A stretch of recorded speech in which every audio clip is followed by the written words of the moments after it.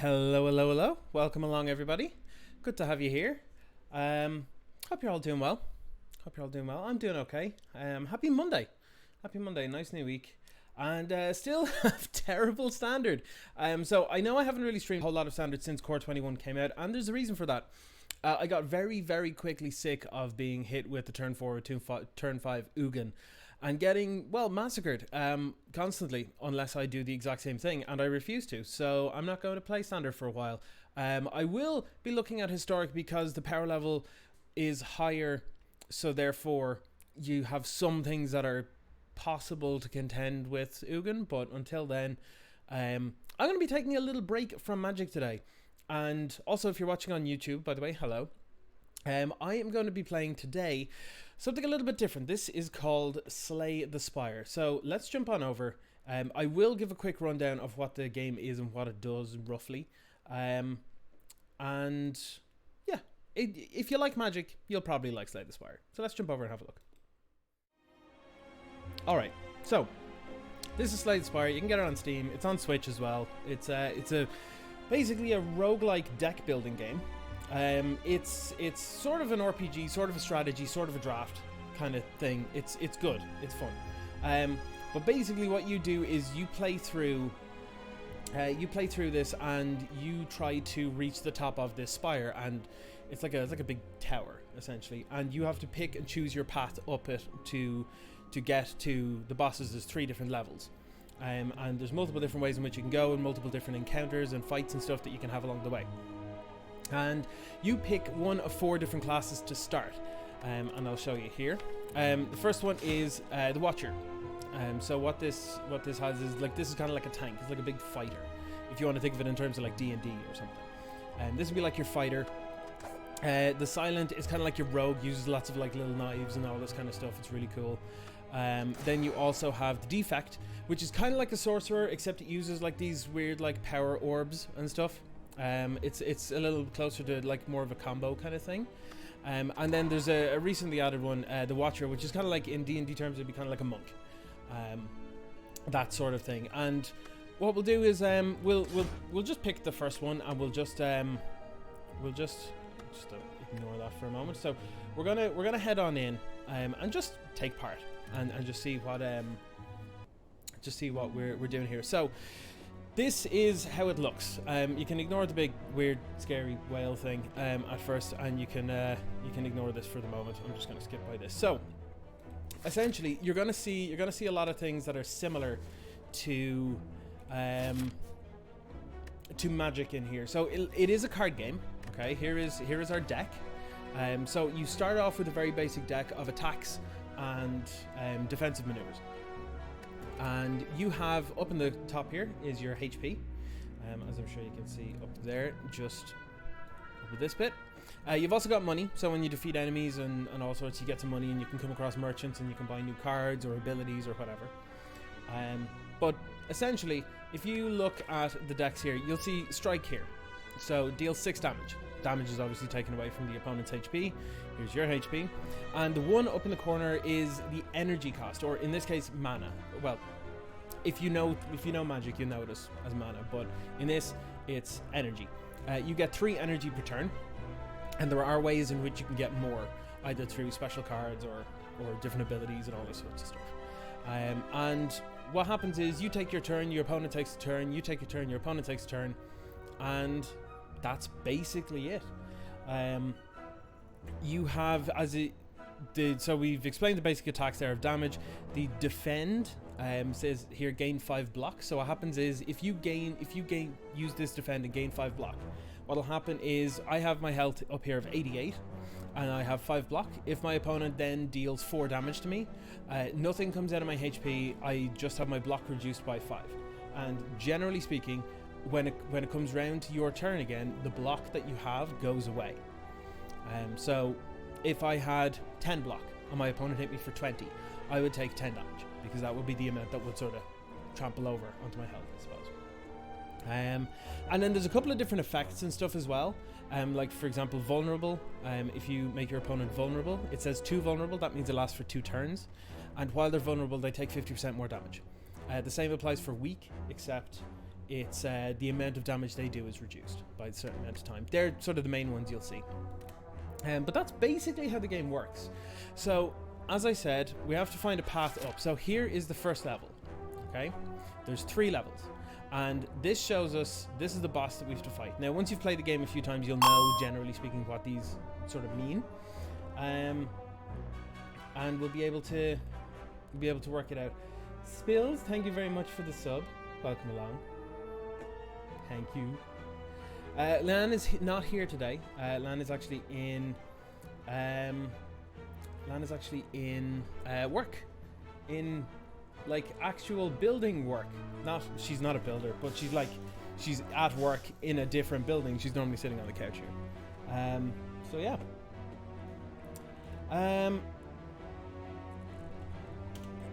Yes. Okay, so what we have to do here, we have just run through the little thing. So what we basically do is we pick our line that we're going to go up, and say, for example, if we go here, this is an enemy, as we can see here. These are just normal hostile enemies that we have to fight in order to clear out the room. What is the Wii emote? It's a Pride Penguin. It is a reward that I got from you donating bits and stuff. So that's quite nice.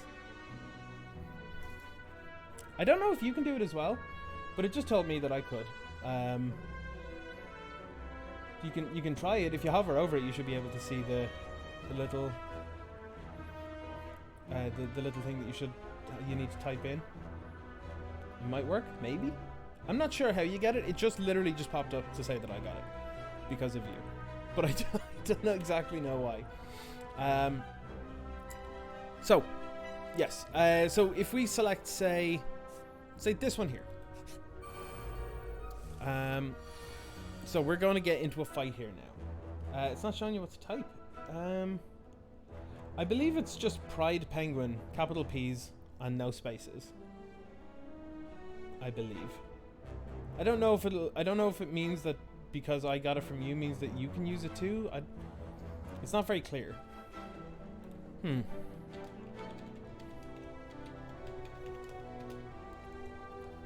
no, I have it. Well, I can use it for you. I can use it for you. How's that?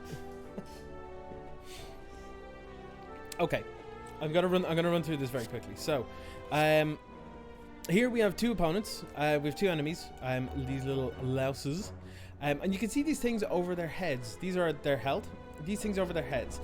These are our opponent's intentions. So it tells us what they intend to do in their turn. So we can see that one of them is going to hit us for 5 damage. And the other one is going to use a buff of some sort. So that means if I use defend here, I now have, as you can see here, 5 block. Now that'll go away when it comes around to my turn.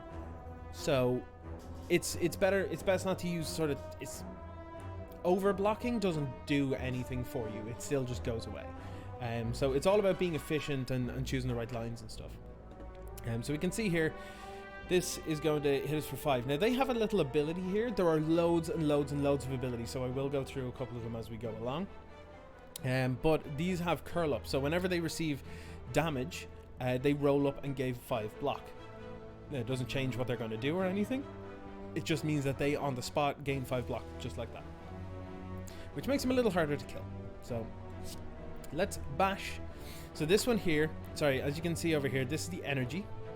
So it's out of 3 so far.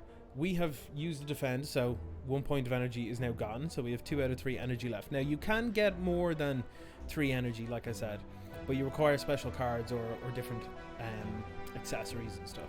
Over here we can see our deck. So our deck is actually quite small. It's only 10 cards, and what happens is you don't lose to decking like you do in Magic. What happens is it's hidden just over here, but it just shows the discard pile. At the moment there's 1 in there, which is our defend that we've used. Once all of the cards run out of our draw pile and our hand, and then we have to draw more cards, what happens is the discard pile gets shuffled back into the draw pile, and then we draw the 5 cards for the turn, or whatever number of cards we need to draw at that time. So let's start off. We will use a bash to, let's hit this one. So as you can see, it took 8 damage. it now has the 5 block that the curl ups did, but it's also got the vulnerable, which we were going to hit it with as well. So for the first little bit, the combats are quite simple and quite straightforward, to be honest. So there's not a whole lot that we need to be paying too much attention to. So this one's going to hit us for 9, so I'm just going to use block to bring it to 10 to make sure that we take no damage. Now, like I said, this is the Ironclad. The Ironclad is exceptional at both dealing damage and absorbing damage. And what you'll notice here is you start off with a relic, and these relics sit up here and they just do different things. You can get them at different points in the game. But the one that the Ironclad starts with is Burning Blood, which is at the end of combat you heal 6 HP. So for example, I have 5 block here, they're going to hit us for 9, I'm going to be down 4 HP.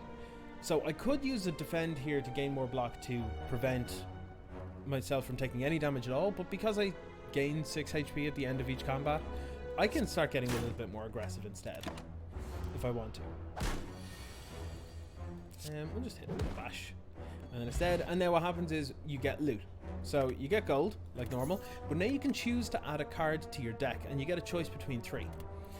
Now you can choose to skip it if you want, because sometimes like you'll have 3 cards that you just don't want because it doesn't fit the style of deck that you're playing with or whatever it is. But in this case, I think I'm going to take a Pommel Strike, because if you look, our normal strikes cost 1 energy and deal 6 damage.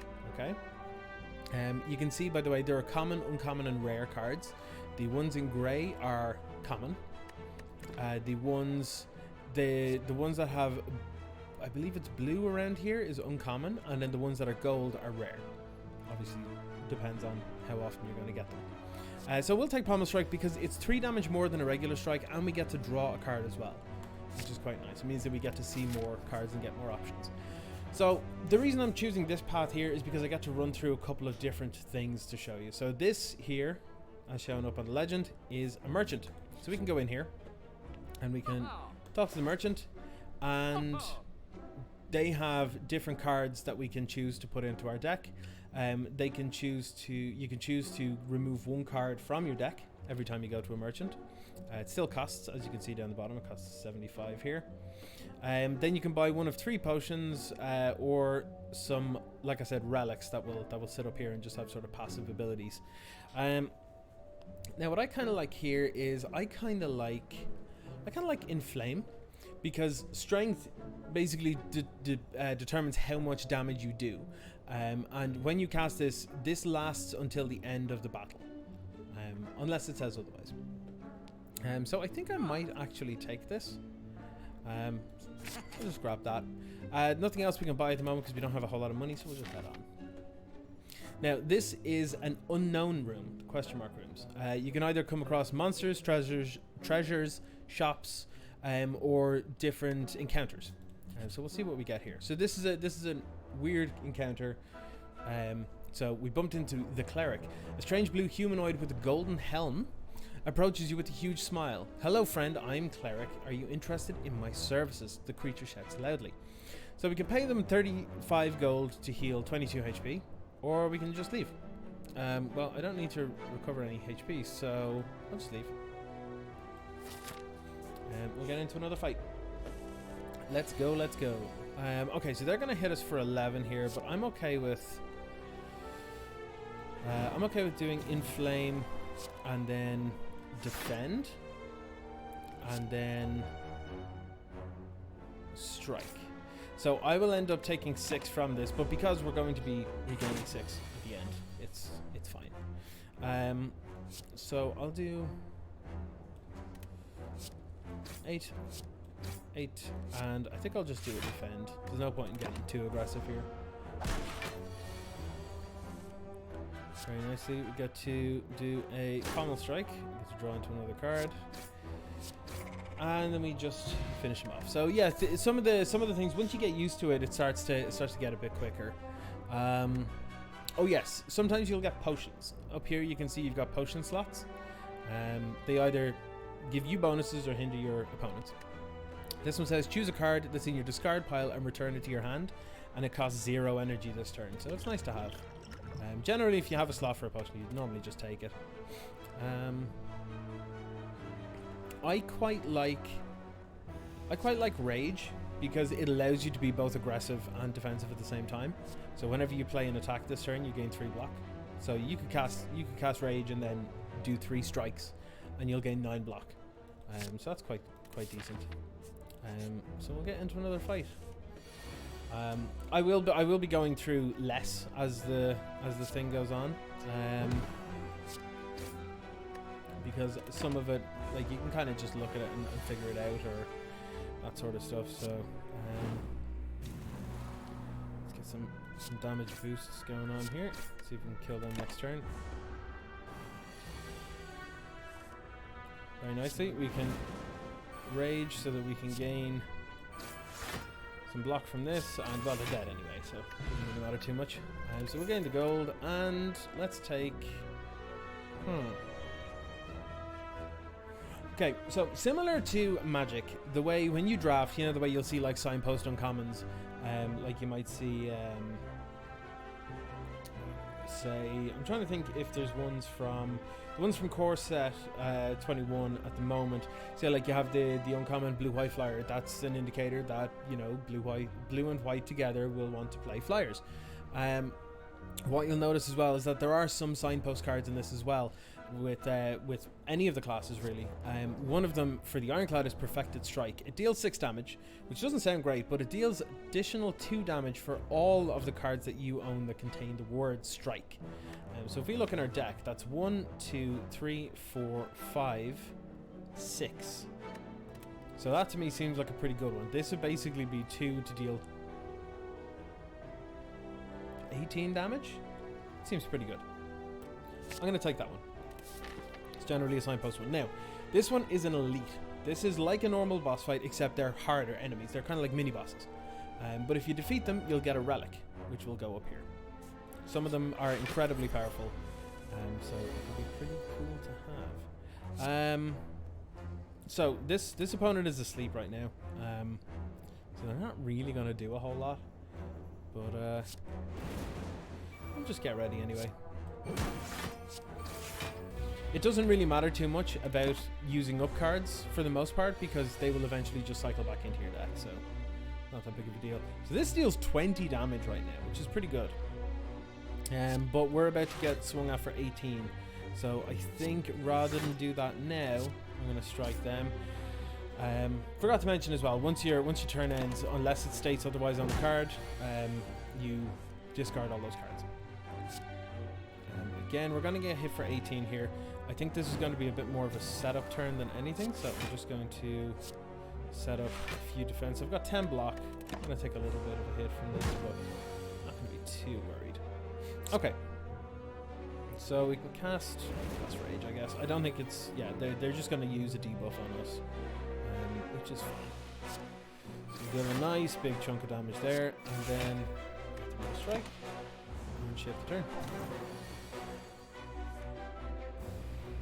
We're going to take another chunk of damage. So what our opponent did there, they did a debuff to us, and my dexterity is reduced by 1, which means that the amount of block that I gain from cards being played is reduced by 1. This usually says gain 5 block. We now have 4 block until that debuff wears off. So honestly, mitigating 4 damage or getting another 7 damage in, I feel like this is a little bit better to just get aggressive here, I think.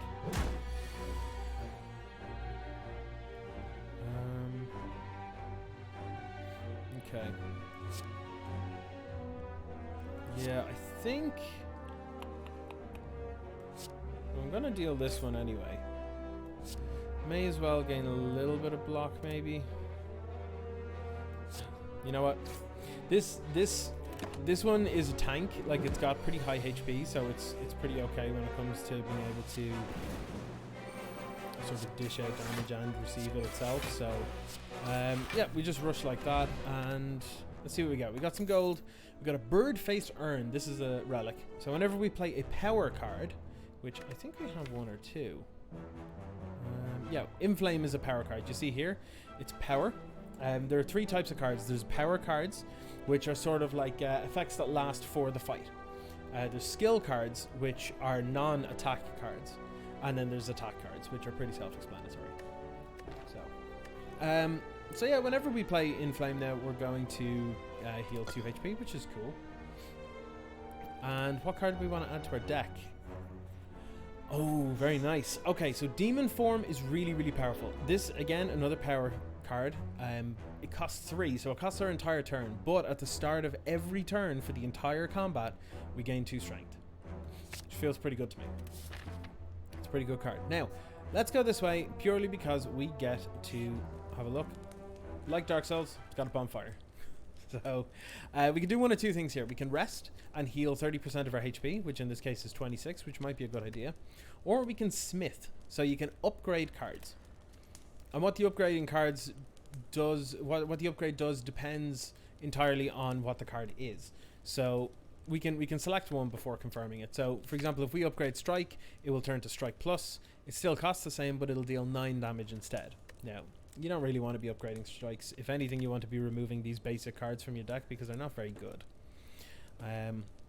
However, let's have a look at Rage. So every time we cast an attack this turn, when we cast Rage, we'll now gain 5 block instead. We could do that. Or we can draw 2 cards with Pommel Strike, which is really good. I think for the moment... How much does this do? It's an additional 3 for each card containing the word strike. I kind of like we have quite a bit of aggressive stuff. We're pretty good at aggressive stuff. So I think having a little bit of a way to ensure that while we're being aggressive, we can sort of protect ourselves. I like increasing upping Rage there. Now the reason I didn't rest there is because we've got this one unknown room followed by a treasure and then another bonfire, so I'm not too worried. Okay, so here's another encounter. Walk into a room, find a large hole in the ground. As you approach the hole, an enormous serpent creature appears from within. Hello, what have we got here? I sound like the library from Dungeons and Daddies. Hello, adventurer. I ask a simple question. The most fulfilling of lives is that in which you can buy anything. Do you agree? So, we have a choice. We can choose to agree with them and gain 175 gold, but we will get a curse. A curse, doubt. And what this is basically it goes into our deck. It's a card. It's unplayable, so we can't cast it.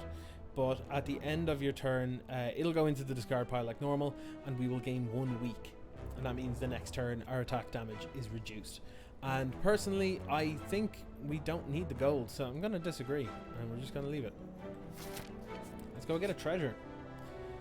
Alright, let's open it up. We got a captain's wheel. So at the start of your 3rd turn, you gain 18 block. That's a lot of block. That's an awful lot of block. So I'm pretty okay with taking that. Some of them do have downsides, so it's worth noting. Okay, let's just do a little bit more planning. See if we actually need to rest here. So we're gonna have a fight here. We're going to have an unknown, another fight, an unknown, and then another opportunity to rest. That could potentially be 4 fights in a row. And at roughly half health, I think I'd be safer to rest at this one instead of upgrading a card. Generally, you want to try and upgrade cards where you can. But we'll see. So we've got these weird fungi beasts. We might be able to kill one of these in 1 turn. So we'll rage. So whenever we play an attack now, we'll gain 5 block. So we'll perfect the strike on this one, reducing it to 3, and then reduce to 0. They're going to attack for 9, but Rage has given us 10 block. So we're going to be untouched this turn, which seems pretty decent. Can we do the same this time round? I don't think so. So I'm going to gain some block, and then I'm going to set up a turn. I'm going to use Bash to give it vulnerable, so it'll take more damage. So we'll take 4 from that, not a big deal. Now we get to... we can cast Inflame. Use Pommel Strike to do 16, and yeah, that's it. Seems sweet. Alright, what are our options here? So yes, here's another thing. The different classes sort of work in fundamentally different ways. Like I said, like the Ironclad here is kind of like a big fighter or tank kind of job, and then the Silent is like the rogue that does all sorts of like ninja stuff and knives and cool things. But within each of those classes, there are multiple different types of builds you can go for. So for example, the Watcher here, you can go for an all-out aggressive one where you take all the strike ones and just start doing lots of damage that way, and just having like no defense and just going ham at it, which is real risky. There is another version which just wants to use lots and lots and lots and lots of block, and then you pick up Signpost card here, Body Slam, which is you deal damage equal to your block. So for example, if I was to choose that here now, I would and use it, I would deal 18 damage, which is pretty sick. Also, when you upgrade this one, it costs 0, which is quite nice. I kind of like Infernal Blade. I don't think it's like meta or anything like this. I don't really follow that side of this, but you can add a random attack and it costs 0 this turn, so it could be great, it could be terrible. It's a bit of a risk, but sure, let's take it. We'll see more cards this way. Let's go to another event. Alright, so among the stone and boulders, you notice an intricate large blue statue resembling a wing. You find gold spilling from its cracks. Maybe there's more inside. So we can choose to, well, this option is locked because we need to have a card that does at least 10 or more damage. Now I know our Perfected Strike does more damage, but that's based on adding additional damage. It has to basically say, you know, deal 10 damage or 12 damage or whatever. So we don't have an option for this. But we can choose to remove a card from our deck in exchange for losing 7 HP. And we're about to come up on a rest site, so yeah, I'm pretty okay with that. And what this means is we can take out some of the worst cards in the deck. And personally, I'm going to take out a Strike. And the reason I'm going to take out a Strike is because we have better cards that we would rather draw into, like Pommel Strike and Perfected Strike. They are just strictly better. And we don't want to lose all of our block ability quite yet. So we'll remove this, and then we'll leave. We'll get in a fight. This one might be nice and easy. We'll have a look. I'm going to use Infernal Blade first and find out what we get. Iron Wave deals 5 damage, gain 5 block. That's kind of okay. Let's hit this one, and then we'll hit this one again, and then I'm going to hit it a 3rd time. So now we got 5 block from the first attack, because we only take 1 here, so that's kind of fine. I'm going to Rage. I'm going to Inflame, and then I'm going to Perfected Strike, the one with more health. I'll kill it straight out. We'll gain 5 block. We're only going to take 1 again. It's working out nicely. It's a nice balanced character right now. This should do it. So when you look at with the curl up, unless you kill it and deal 11 damage in one go, it effectively has another 5 HP. So we're looking at essentially 16 health here. So if we deal 7 damage with this, and we'll apply 2 vulnerable, which means that these will do more. So this should do it. So this puts it to technically 9, and this will deal 9. So yep, there we go. Got a potion. Choose one of 3 random colorless cards to add to your hand, and it costs 0 this turn. Sweet. And then do we want to add any cards? This one seems pretty good. Clash. Pay 0, can only be played if every card in your hand is an attack, deal 14 damage. So if we happen to have 1 or 2 defends, we can cast 1 or 2 defends and then just use this. So yeah, let's take it. Why not? I've heard people say that it's not a great card, but that's no big deal. Okay. So we walk into a room and find a big old pile of scrap and ooze. It looks like you can get some treasure if you reach just inside its opening. However, the acid and sharp objects may hurt. So we can reach inside, risk losing 3 HP. We have a 25% chance to find a relic. I'll take that risk. I'll find this corroded metal, a bit of burning pain. Still convinced there's a relic. So we can lose 4 more HP, a 35% chance to find a relic. I'll take it. Okay. Same thing again. 5 HP, 45% to find a relic. We got one. Sweet. So we took a bit of damage, not that much. we're kind of okay. But we got a frozen egg, so whenever we add a power card to our deck, we can upgrade it. So like I said earlier, when you upgrade a card, it gets better, either cheaper or more powerful, or whichever. Okay, and now we have a choice. We have 63 HP. If we rest, that's regaining 26, which will bring us right up to full health. We could alternatively upgrade a card. I know we're about to walk into a boss, so this is why I'm sort of thinking about it. What does Clash do? Just adds an extra 4 damage. I don't think that's worth it. That's an extra 1 damage per strike, so it's actually like an extra like 6 damage, which is fine. These are where this is where it gets interesting. The ones that cost 1 that reduce to 0. This means that this is essentially a free spell. Like this basically turns into Manamorphose, in terms of like comparison to magic. This basically turns into a Manamorphose that you don't need mana for in the first place, and you're guaranteed to draw gas. Like that's, if you compare it to magic cards, some of them are really broken. So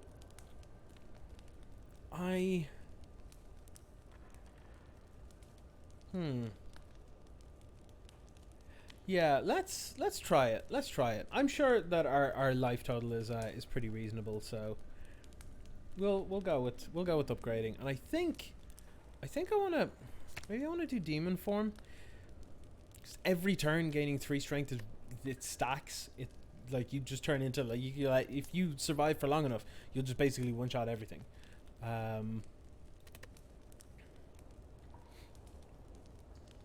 of like that.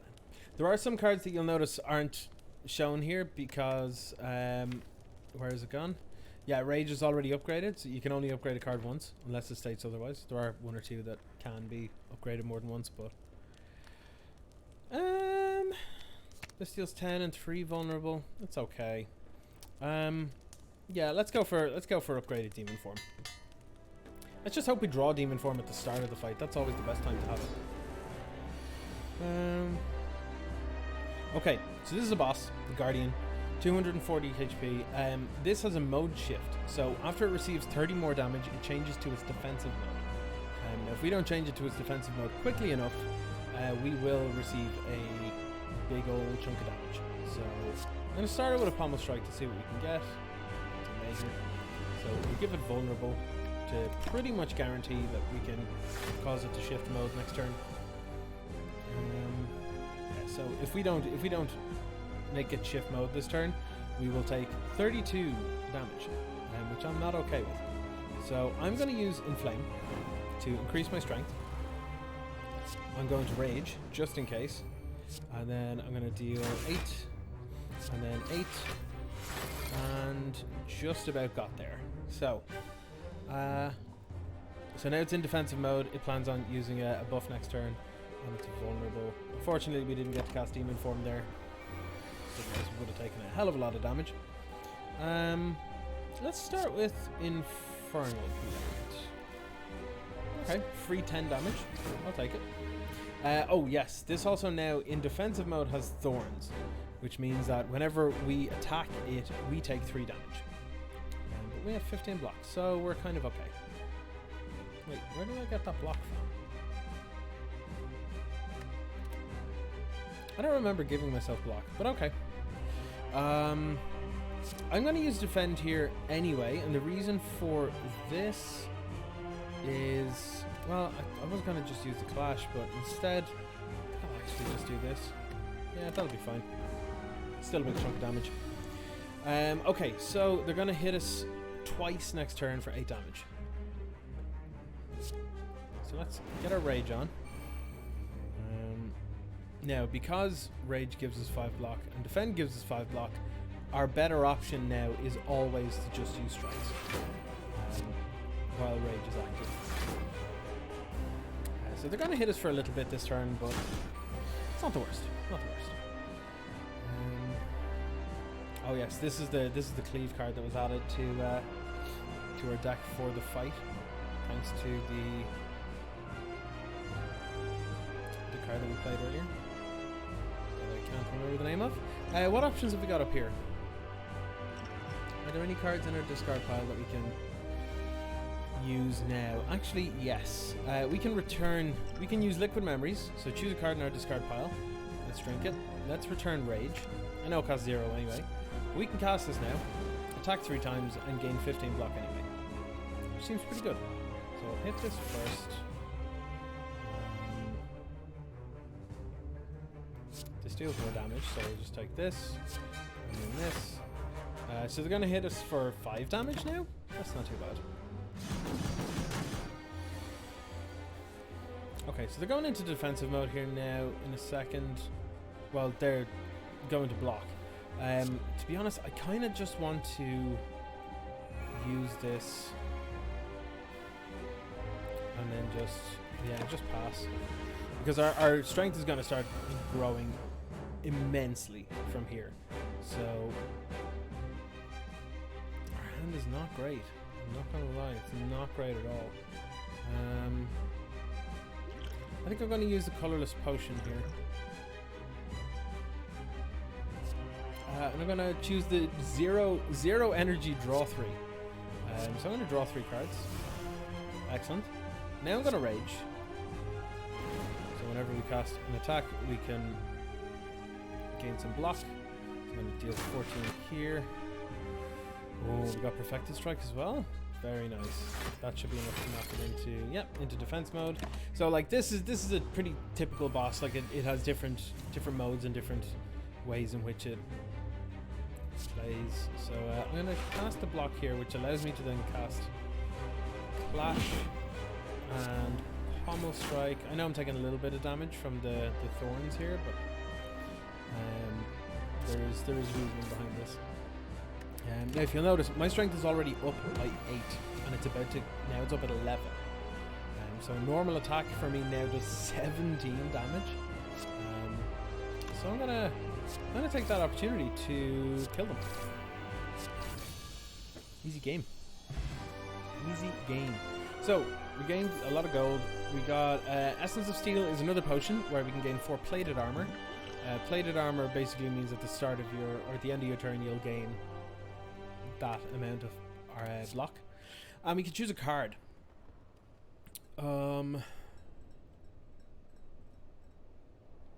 These are interesting ones. These are all rares because we beat a boss. So Immolate is to deal 21 damage to all enemies, but add a burn to our discard pile. Burn is an unplayable card. It's a status effect. At the end of your turn, you take 2 damage. That can get dangerous potentially. Barricade is interesting. This is one of the ones that you would want to get if you're using like a really defensive kind of thing or something. So, and then skills cost 0, but whenever you play a skill, you exhaust it. Honestly, I don't actually think I want any of these. I think I'll skip it. And then we also get a relic. We gain an energy at the start of your turn, so this is how we can get more energy. This will give us 4 energy a turn, but we can no longer obtain potions. Or we gain an energy at the start of your turn, but at the start of combat you shuffle 2 wounds into your draw pile. Wounds are basically unplayable status cards, they just don't do anything. Or at the start of your turn, draw 2 additional cards, and each combat you start confused. So whenever you draw a card, you randomize its cost, basically. I am not a fan of this because it's too high variance. I'm kind of okay with the Mark of Pain because you can just get those wounds removed. Potions are pretty important, so I think I'm going to take the Mark of Pain and run on. So now we're on level 2, or Act 2. This is the city. This is the next stage up in the tower, in the spire, if you will. You'll notice our health has been regenerated, so we're back to full health. That's why it's kind of okay to sometimes get a bit aggressive to close out a boss battle, because when it comes to going into the next stage, you're gonna just recover anyway, so you're fine. Okay, so let's take a look and see which way we want to go. This way seems to have... This way in particular is a lot of fighting. And generally speaking, you kind of want to avoid fighting where possible. Yeah, far left is kind of out for me because of the number of fights. I think far right is kind of out because of the number of fights.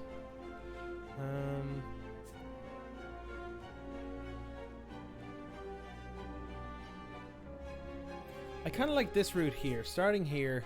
So it's 2 fights, a merchant, then going up to a weird room, a merchant, resting, 2 weird rooms, treasure, fight, weird room. Yeah, this seems pretty reasonable. I think I want to go kind of up the middle. Let's go that way. Alright, this thing is 40 block at the start. What the hell? This is barricade, so the block isn't removed at the start of the turn or at the end of the turn. I guess I'll cast Rage. There's no reason not to, I suppose. And then, yep. Oh yeah, I forgot I have 4 energy now. Let's deal 6. Oh, this is awkward actually. Just realized if you have wounds in your hand, you can't cast Clash, which is rough. Also means that we're going to be taking just a boatload of damage here. 10 damage. We get 4 plated armor, but I don't see a whole lot of point in it.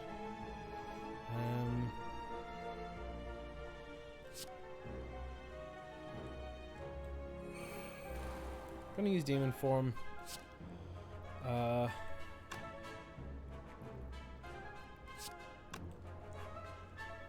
guess I'll do pommel strike. It doesn't really do a whole lot here, but it's more damage. Alright, let's start pumping our strength. A pommel strike and 2 defends. Because we have frail, we're getting less block for the next couple of turns, which is not ideal, but we're going to be able to deal a good bit of damage here now, I think. Exhaust all non-attack cards in your hand, deal 24 damage. Yes, please. Let's deal that there. That puts them to 9 block, and I think we have them dead, actually. Yeah. And then use strike. Yeah, good stuff. What card do we want to take? I like another pommel strike.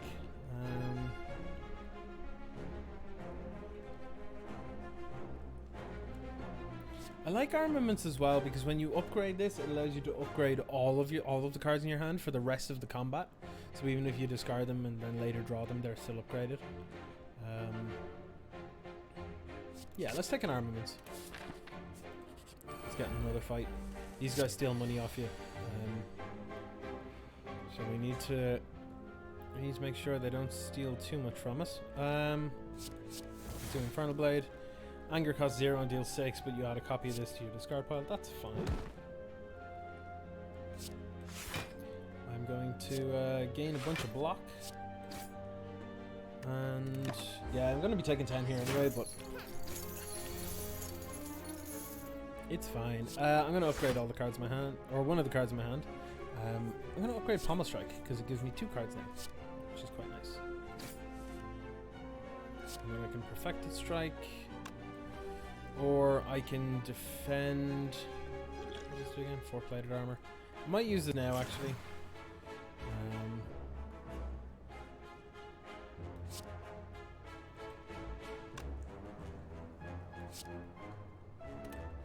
I think this does actually just kill it much quicker. It's probably going to be better in the long run, I think. We'll see. Okay. This is a bit of a weird one, but let's go into demon form, I guess. Next turn, our strength will be up by 5. So hopefully, they intend on running away with my gold now. So we have to try and stop that. I'm gonna kill this one anyway.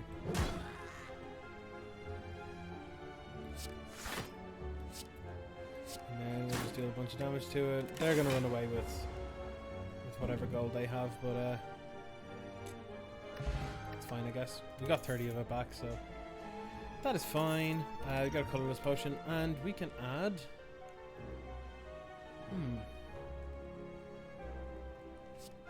Kind of like metallicize. I should probably have leaned into the defensive one for this run. Actually, there seems to have been a lot of options for it. So one of the first things I'm going to do is I'm going to remove a card. I'm going to pull. Oh, you can't remove wounds. I thought you could. Oh well, no big deal. Let's see what else we got. What are these? Whenever we use a potion, heal 5 HP. No. At the beginning of each combat, draw 2 additional cards. Maybe. On pickup, brew 5 random potions. So there is another relic that allows you to brew more or fit more potions up here. Bludgeon is big damage. Big damage.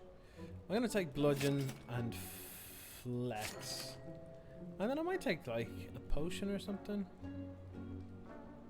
Actually, this one isn't too bad either.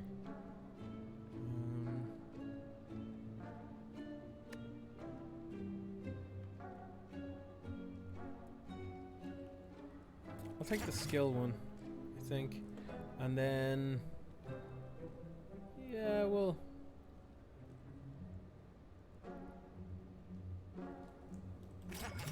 take the weak one as well. That's fine.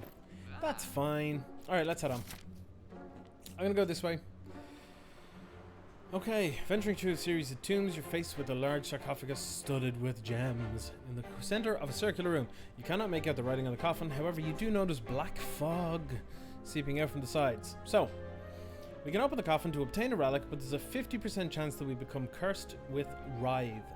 So, Writhe is an unplayable card, doesn't do anything, but what happens is at the start of each turn, or at the start of each combat, you draw 5 cards. And then the next turn you draw 5 cards. So you constantly start with at least 5 cards in hand. This says innate. So innate means it starts combat in your hand, regardless. Which, is kind of, in a way, it's kind of like bad companion from Magic. There's a 50% chance, but we can obtain a relic, and relics can be really powerful. So I'm gonna risk it. Yeah, we got hit with Writhe. So there we go. Oh, those wounds aren't there. Oh, it must have been part of an effect or something then. Oh, no big deal. What relic did we get though? Start each combat with 4 plated armor. That's nice. It just gives us automatic armor, which is cool, actually. So we could, well, if we had more gold, we could have used the card removal service, but unfortunately we don't. We can't actually afford anything, but it just means this is a safe room to run through. We've pretty high health, so I'm gonna smith. I'm gonna upgrade something. I really like upgrading. How much does this do? 42 damage, maybe. Flex is good because it gives you 4 strength for the turn and costs nothing when you upgrade it. 2 strength's pretty good still though. I quite like armaments being upgraded because you pay 1, you gain 5 block, but then every card that's in your hand is upgraded for the rest of the combat, which means that you're paying 1 to upgrade a hand essentially. So I quite like that. I'm gonna take it. Another weird room. So we can sleep to, we're in a library, so we can read to choose one of 20 cards to add to our deck, or sleep to heal 29 health. Well, we're nearly full health, so I'll pick a card. Oh, we have a few good options here actually. I think we need to take Heavy Blade. Basically, so Heavy Blade deals 14 damage and strength affects this card 3 times. So if I have Demon Form and I gain 3 strength from it, this deals an extra 9 instead of an extra 3. This is one of the better damage dealing spells, so I think I'm gonna take it. And let's go, which way do we want to go? Let's go this way, because if we feel like getting into a bunch of fights, we can, depending on how things go. So in an abandoned temple, you find a giant book open, riddled with cryptic writings. As you try to interpret the elaborate script, it begins to shift and morph into writing you're familiar with. So we can choose to read it or leave. I'm going to read. The book seems to be about an ancient named Niao. This piques your interest, but you have a general feeling of malaise. So you continue, lose with health. Keep reading on, your body begins to ache. Continue, lose 2 health. Same again, starting to feel very weak and tired. Let's keep going. We can choose to lose another 10 HP to obtain the book. Let's do it. Nilry's Codex. At the end of your turn, you may shuffle 1 of 3 random cards into your draw pile. Yeah, okay. I'll take that. That's a cool relic. And now we get another relic. Sweet. We got gold, and Art of War is if you do not play any attacks during your turn, you gain an additional energy next turn. So if we're going to like stock up a bunch of blocks and stuff, to protect from an attack, and then our opponent hits us, then on our following turn we've an additional energy to use. So yeah, I'll take it. There's no downside to it. So let's get in a fight. These guys can be jerks, so we gotta be careful. Oh, is that from a... That's it, it's from the Mark of Pain. I was wondering why we couldn't remove them. Alright, let's rage, I guess.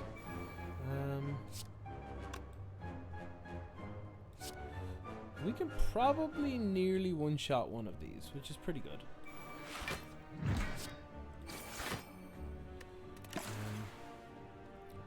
Choose card.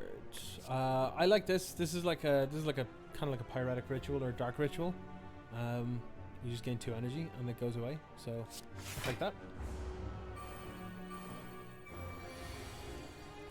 So now at the end of each turn they are going to gain 3 strength. It's pretty powerful. So I'm going to see red. This is basically free.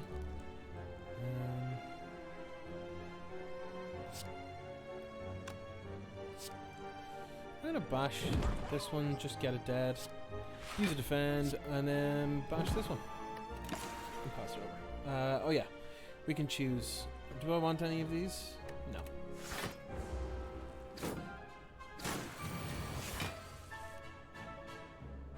Alright, this seems to be gain an absolute buttload of strength turn. So we can choose to gain more strength, or we can choose to defend. I don't think we need to defend because of the stuff that we have there. I think I'd rather gain 2 permanently. We don't need to cast flex, so it's fine.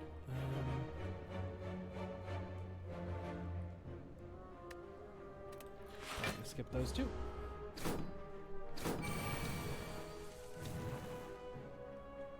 Alright, let's gain more block.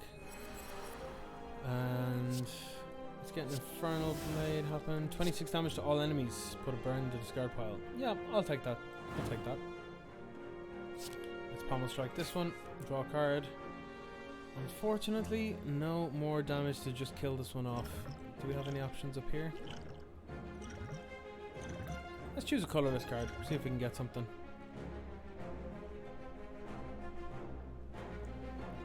You can draw 2 cards. Yep, seems good. Let's draw 2 and put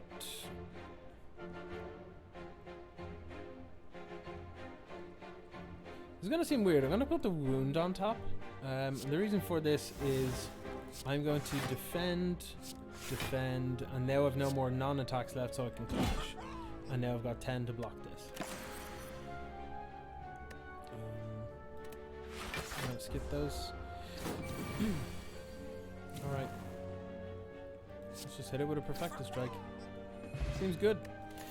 Get another potion to fill up as well. Generally speaking, you shouldn't be afraid to use potions because they're pretty common. So,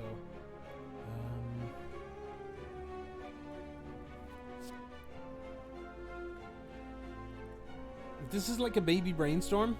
It costs 0. The upgraded one lets you draw 2 and put 1 card back. So I kind of like it.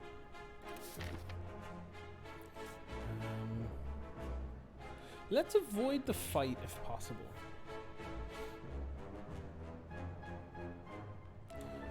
Sneak past the group, shouted figures. One of them approaches you. Got anything for me, friend? Please, maybe some coin. I just need somewhere to stay. I have treasures I can trade. It seems delusional, but harmless.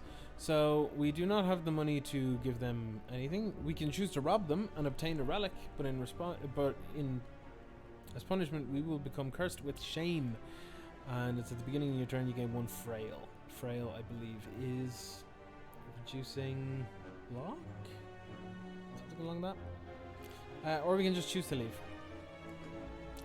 I think I'm, because we're all about doing damage and blocking, I think I'm going to ignore it. I also don't feel like robbing the person, so...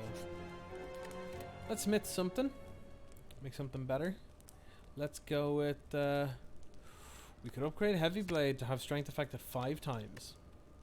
That sounds good. Let's go with that. Now, fight an elite or do 2 normal fights and then... I want to fight the elite. Screw it. Okay, these are tough. So, these are annoying little gremlins. This is the leader. You see a little skull here, means they're minions. So if we kill the leader, these will just run away. Meaning we've won anyway. So that seems pretty good. So let's start with the armaments because we get to upgrade all of these cards, which is quite nice. I'm gonna block. And then I'm going to... I think I'm going to Perfected Strike the boss, I think.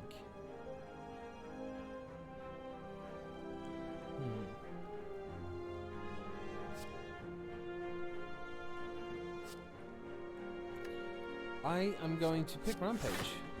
Every time we cast it, it'll increase by 5 the damage output, so seems pretty alright.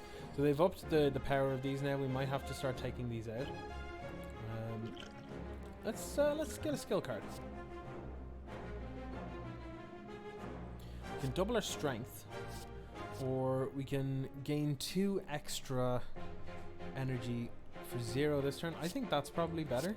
So now we have 6, so we can actually spend our entire hand. So I kind of like the idea of killing this one, blocking. So we're still going to take a reasonable amount, but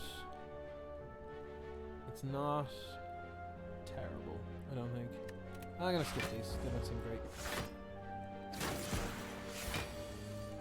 So we took a big chunk there, but that's not a big deal. Let's cast Inflame. Let's cast Warcry. Oh, okay. Let's put back...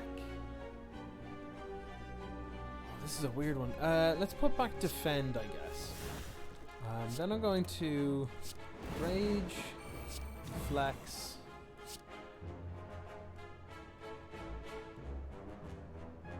Pommel Strike, Defend, Bash.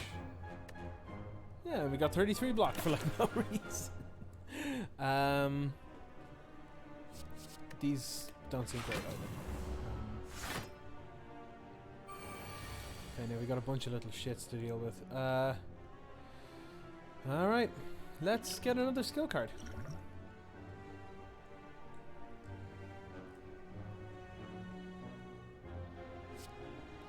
An enemy intends to attack, so we'll gain 3 strength. Seems pretty good. So let's gain 3 strength. Then let's... we could do a bunch of damage to just take these ones out. This one is a real danger at this point, so let's put a random attack. 9 damage and 1 vulnerable to all enemies. That seems pretty good. Let's do that.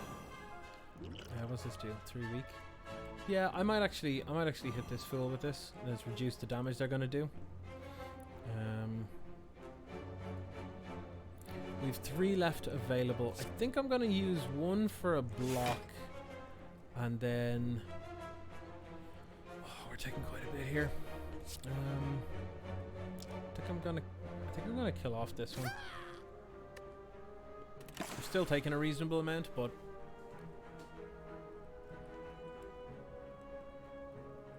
I'm gonna skip those. We're not a very... Some of those were very block heavy ones. Alright, so we're only taking 4 this turn, so I'm kind of good to set things up. And pass. Do another heavy blade. I'll leave it. I'll leave it for now.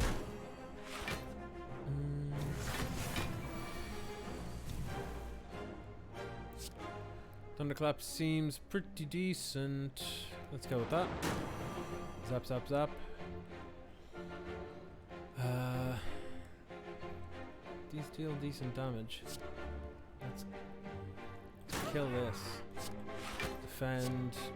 And then I think I just kill this and hit that. We're still going to take a reasonable amount here, but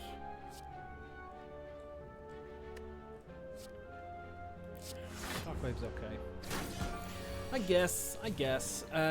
So we kind of have to kill them really quickly now.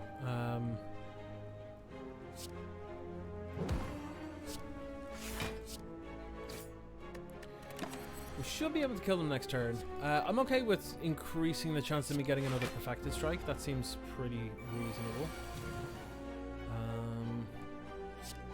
Alright, I'm going to gain more strength.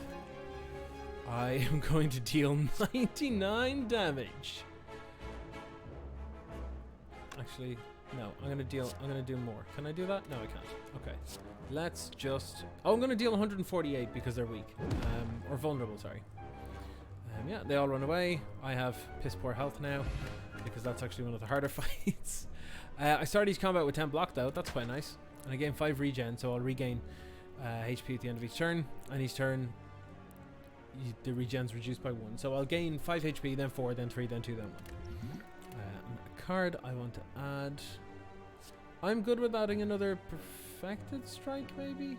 Actually, we haven't gotten many other strikes, so I think I'm actually going to skip it. Let's find some potions. Got heal for 20% of your max HP. That's nice. 10 damage to all enemies, not so great. 5 dexterity for the turn is pretty good too, so I'll take those two. And then we definitely have to rest here. And now we're going to fight Bronze Automaton. So this is the next boss fight. What can we do here? I'm going to cast this now because I think it's better for me to just start gaining health now while they're not attacking. Yeah, this deals 14 damage instead of 6 each here, so this is more efficient. And I don't want any of those.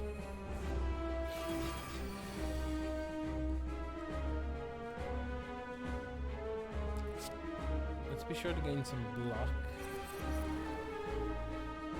I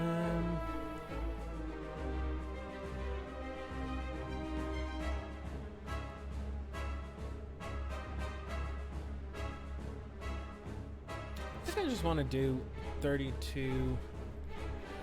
Now, I've played against these before. These are going to basically pull a card out of your deck and you can't use them until you kill that specific minion. But I still think it's just important to try and take care of this first, because if you can take care of this, then you're kind of just good. I kind of like having the 30 block one as a just in case. So, okay, they actually just took it. So, they also took our demon form. That's not good. We need to get that one back. So let's see what we can do with this. I'm going to use Warcry first, because this allows me to do more here. With armaments, because now we upgrade all these ones. We're going to have to kill this one, I think, because demon form is really like how we win boss fights.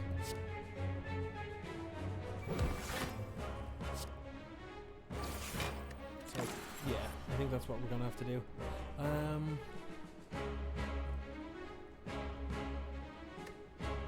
no, they're not great. Let's just pass on.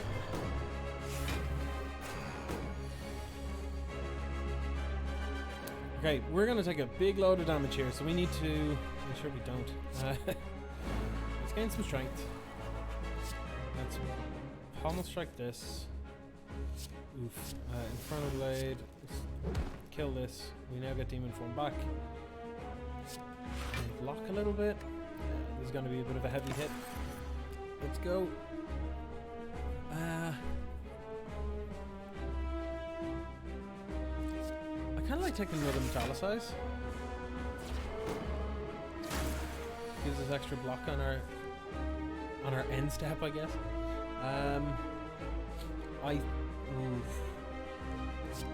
We armaments here. We can't use everything, unfortunately. definitely want to flex and bludgeon because that's a lot of damage. So this is gonna deal 48.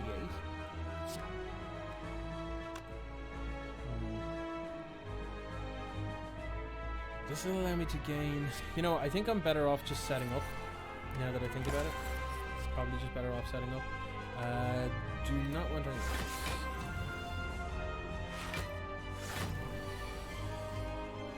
We're about to take a huge hit here.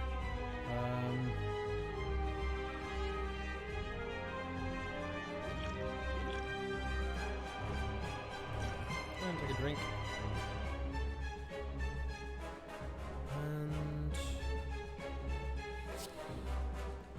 okay, so the way this has 3 vulnerable on it, this has artifact, artifact 3, which means that the next 3 debuffs are negated. So they don't happen. It still does the damage.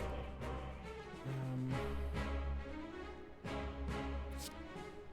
we want to hit this? I think Impervious would be pretty good to have if we're going to get whopped with those huge attacks, but I think I'm just going to suck this one up. Ooh, this is going to hurt. Do I just keep... I'm just going to keep taking Metallicizes and just like cast them over and over and over. It's a heavy hit, but I think I can deal with it. If I defend here, I can use Clash. That's kind of what I'm thinking here.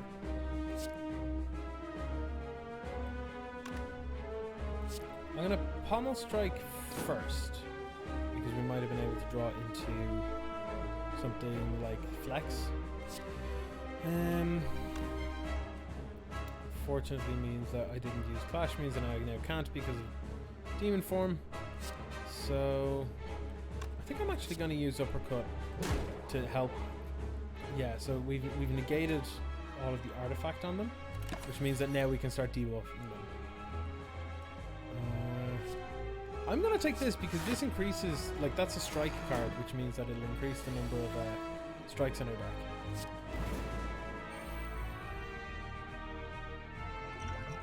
I'm going to gain 5 dexterity here because I really don't want to take much damage, basically. They've up 6 strength here at this point. Yeah, double dent in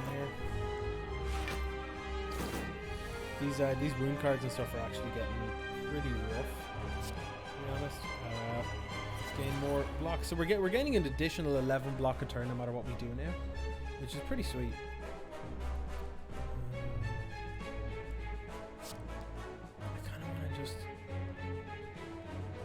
Keep on this one, I guess. Should have done that the other way around. Would have done an extra point or 2 of damage, but no big deal. Let's get the ritual effect.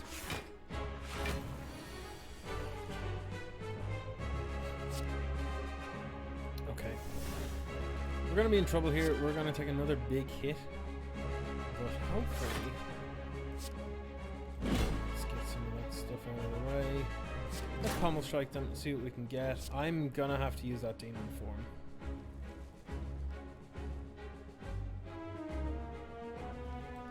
Where am I? We could very well... I could very well die here, actually. Could definitely die here.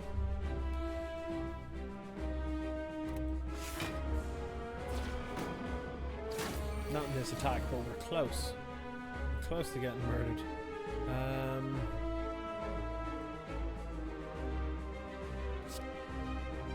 Do I just kill this now? I think I do.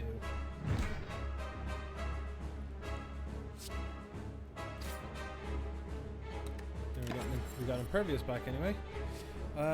I'll take Twin Strike. It's not great, but it does increase our strike options.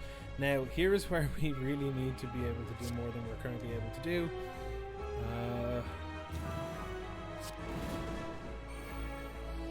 We're probably going to die here, actually. This is not an easy game. It's because of these. These suck. I can't stand these, personally. Some people are okay with them being in there, but... Yep. Got murdered. Went the wrong way. That's alright. So we climbed 33 floors.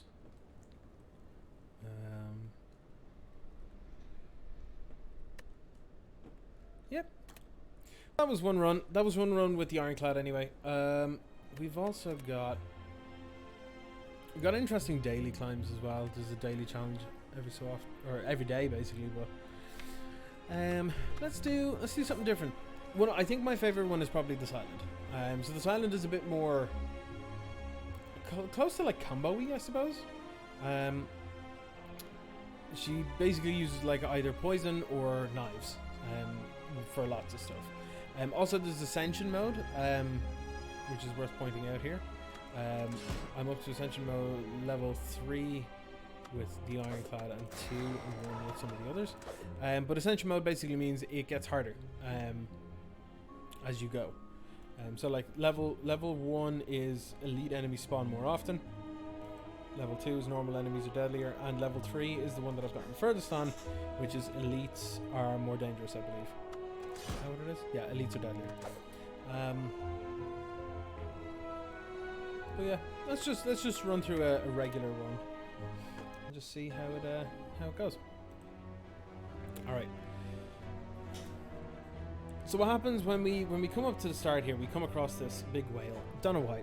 Don't ask me why. But we have a choice. We're going to get a random rare card. We can get 100 gold. We can lose 7 max HP in order to choose a rare card, or lose our starting relic in order to obtain a random boss relic, which are the good ones. But our starting one is Ring of the Snake, which is at the start of each combat you draw an extra 2 cards. Drawing an extra 2 cards a turn, or at the, in the start of combat, is quite good. And our health isn't as high, it's 70 instead of 88 compared to the Ironclad. So I think I'm going to consult the map and see how close we can get to. We have this line here, which we can go up. Seems like it would go interesting. Yeah, we can fight an elite and some other things if we want to, or we can avoid elites entirely. Yeah, that one seems pretty reasonable. Also, the boss we're going to fight is... I like this boss. This one's pretty easy. They do change on each run. So I think I'm going to get the gold. And I'm going to start the fight here. So you'll notice 1 or 2 things are a little bit different. The colors are different because it's a different class. We still have Strike and Defend. They are still exactly the same. We have a couple of different cards though. We no longer have Bash and stuff. We have the silent specific cards. In this case we've got Survivor, which is 1 to gain 8 block, but also we must discard a card as well. Now if it turns out that this is the last card in hand and then we cast it, that's fine. That'll still work. We've also got Neutralize, which costs 0. It only deals 3 damage, but it gives 1 weak as well, which is nice. I always enjoy that one.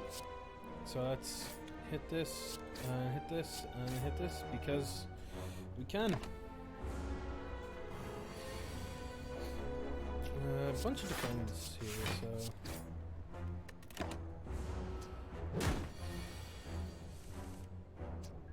Let's neutralize that, and then strike. Strike, defend. So we got slimed. Cool. Okay, so here's where we can start looking at different options. So these are different to the Ironclad.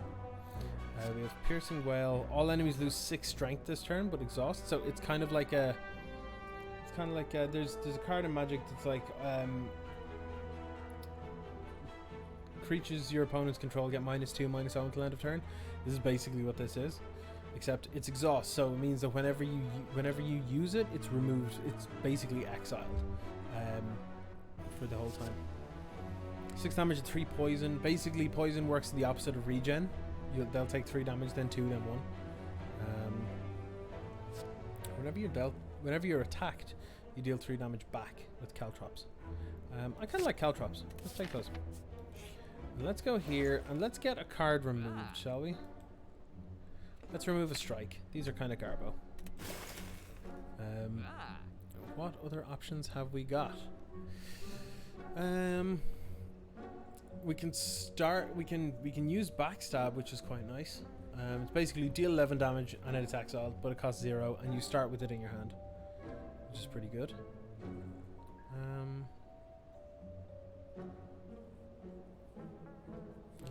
Draw cards until you have 6 in hand.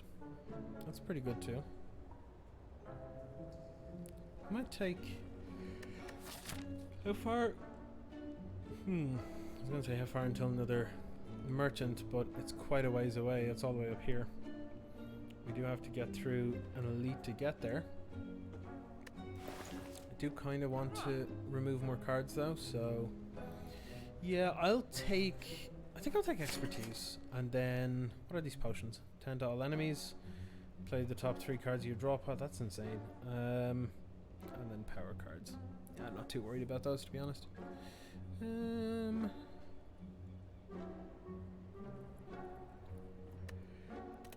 I think I'm just happy with what's there.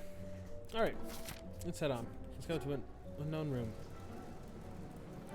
So we choose to lose some gold or lose some health in order to gain more gold. I think I'll do that. Let's fight some bosses. Some enemies, not bosses. Caltrops and 2 defends, I believe, is what I'm doing here. So they're going to take 3 whenever they hit me now, which is nice.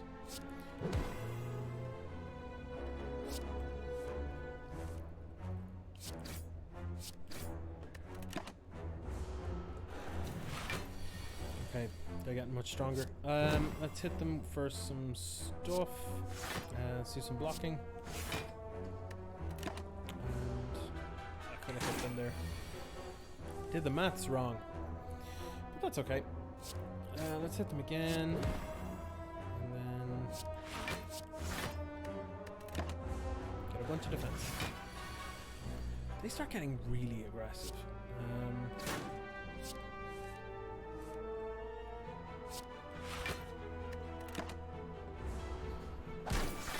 We're already up 6 strength. That's pretty heavy. Oh, we're out of protect now, so that's fine. We've got a fire potion to deal 20 damage around him. 99 vulnerable. They basically just become permanently vulnerable. Acrobatics is insane as well. This is kind of like this game's Faithless Looting.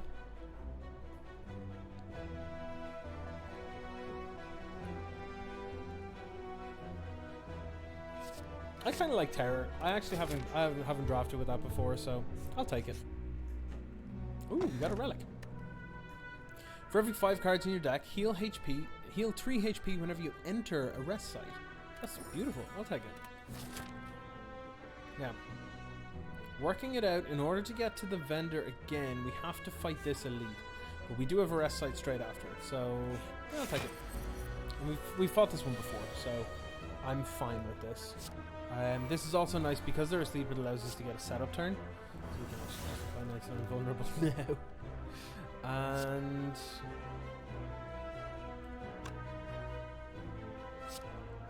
yeah, let's do it. Wake them up.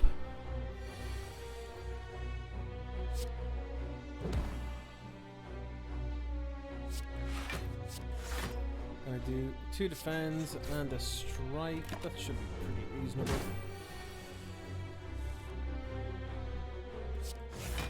Defend, strike. Pass it over. This fire potion might actually be reasonable in this fight at some stage.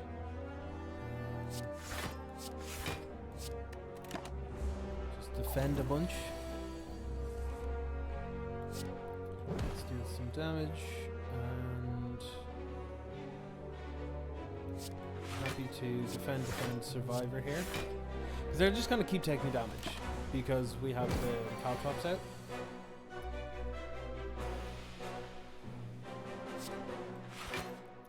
Defend, strike. Pass it over. We've only got 93 turns left of of vulnerability. I'm gonna strike, draw until we've 6 to try and get more damage in. It's kind of terrible. We need to get rid of some of these defense. We don't have enough offense here. The next thing I want to remove is some of that. Our strikes are only dealing 4 damage now, which is pretty pitiful. We're only gaining 3 block. I definitely want to make this fight last less time, if at all possible, because they're staying just as strong, but we're getting weaker. So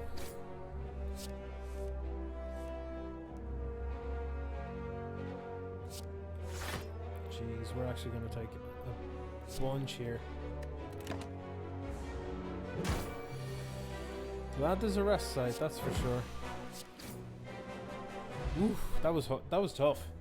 That's like in Pokemon where you pick you start as a fire starter and then you go to like the first gym and it's rock type and you're like, you gotta be kidding me, really? I'm at a huge disadvantage. That's kind of what picking the silent feels like at the start. At the start, silent feels like such a weak thing, but it's actually late game it's really good. Yuzu bracelet means that normal enemy combats are no longer encountered in question mark rooms. Let's take that. And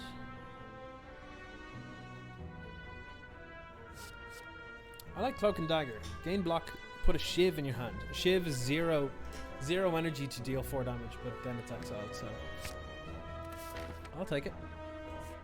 And oh my god, I'm resting. That little feather is gonna come in handy for us. So we only go to 37. We're only at half health, which is pretty rough, but these creatures are kind of small, so it's not too bad. I'll throw a Caltrops. Then I don't think I need to worry about terror in this one, to be perfectly honest. Just gonna put up a bunch of block.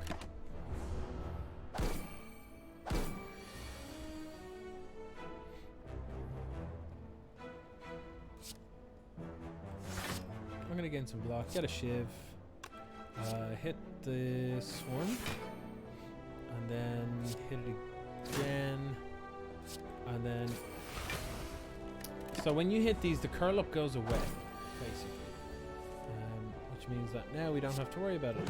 So we just kill it. Let's get a skill potion again. I am a huge fan. One of my favorite things is the Blade Dance build of the Silent, where you just get a lot of stuff to just keep adding shivs to your hand. So I'm gonna take that. Let's get a relic. We can gain 2 more potion slots, so now we can carry 5 potions. That's what I was talking about earlier. Alright, let's go to this merchant. Let's remove a card from our deck because we have too many defends and not enough do damage. What does this do? Start of each combat, choose 1 or 3 random colorless cards and add it to our hand. That's okay. What else have we got here?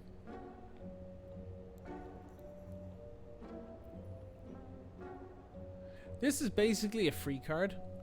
I quite like it. I think I'll take it.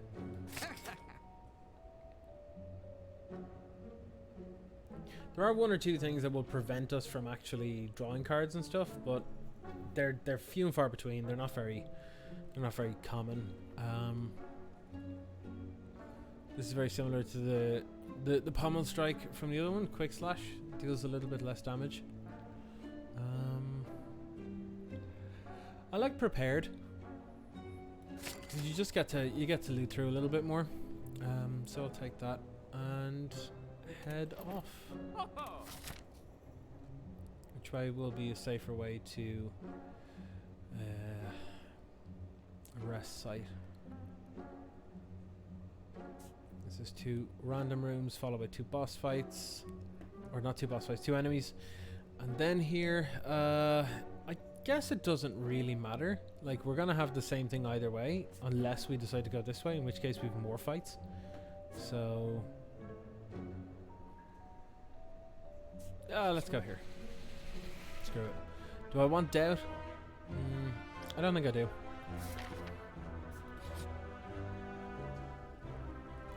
So, come across a dead adventurer on the floor. His pants have been stolen. Also, he looks to have been eviscerated and chopped by giant claws. Though his possessions are still intact, you are in no mind to find out what happened here.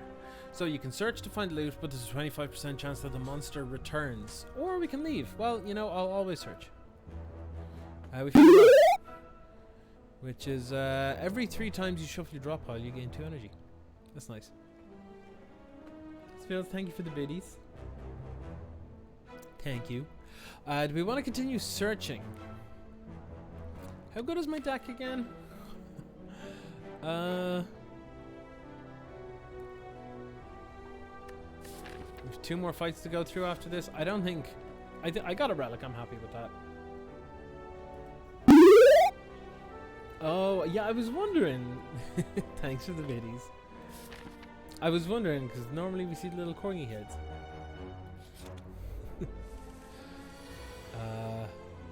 Okay, this is where things are starting to get interesting. So we can caltrops, we can finesse, we gain 2 block and draw a card. We're going to blade dance, which puts 2 shivs in our hand, which means that we can start killing off some of these little ones. And then let's survivor, discarding this, and then we're all good. Well, not all, but we're fine. We're fine. These are more of a harassment than anything, to be honest. Let's draw. I'm going to discard Terror because I really don't think we need it for these kind of small fights.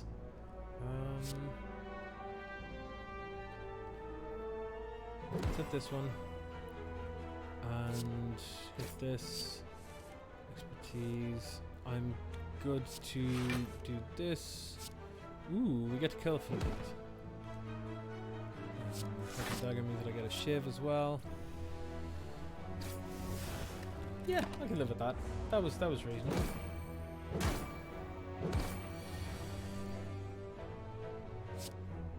No, always lead with blade dance.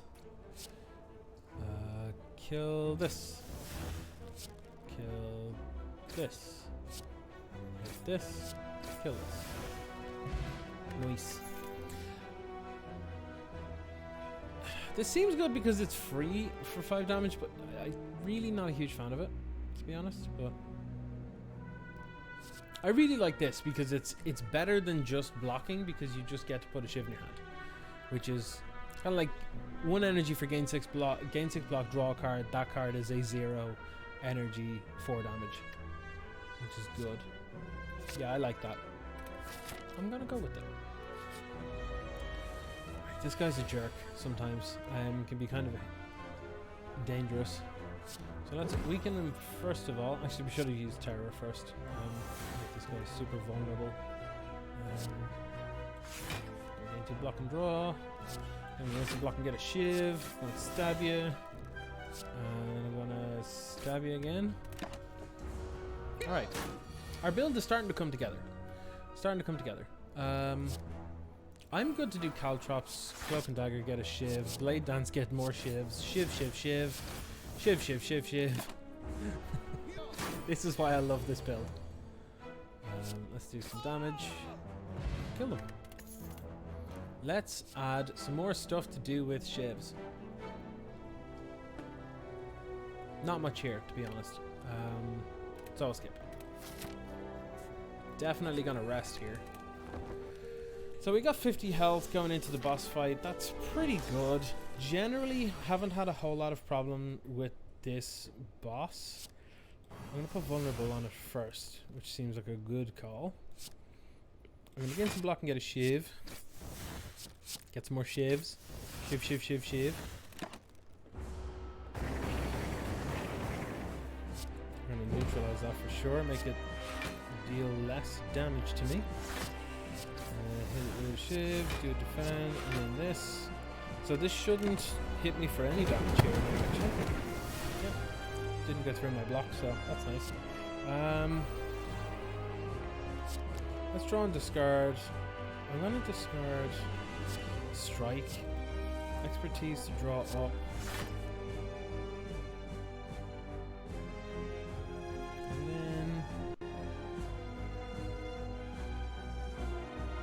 And then I just kind of want to be sure that I don't take too much damage in this fight, because it can get more dangerous for sure. See when these things light up. So let's get a bunch of this stuff out. Some more cloak and dagger stuff going. Get some more shivs going. Yeah, so far we've taken no damage, which is quite nice. I'm gonna get rid of one of those. Put a shiv, more shivs.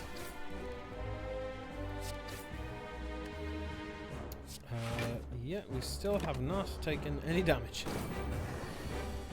Our build appears to be coming together.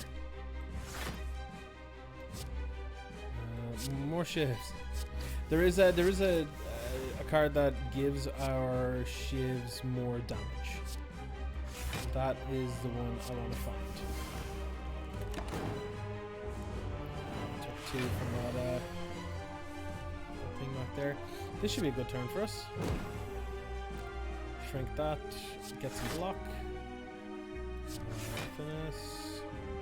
Blade dance. Shiv, shiv, shiv, shiv, shiv. And then I'm going to use Survivor because we can't cast that other card anyway. Can't do damage again. I do believe that they will hit us with a big thing. I'm going to use a skill thing here.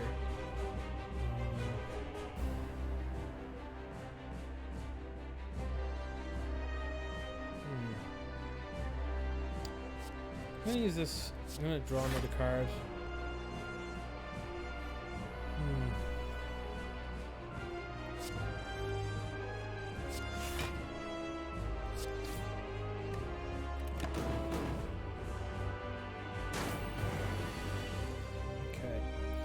Going to hit us for a reasonable amount this turn, so I'd rather they didn't.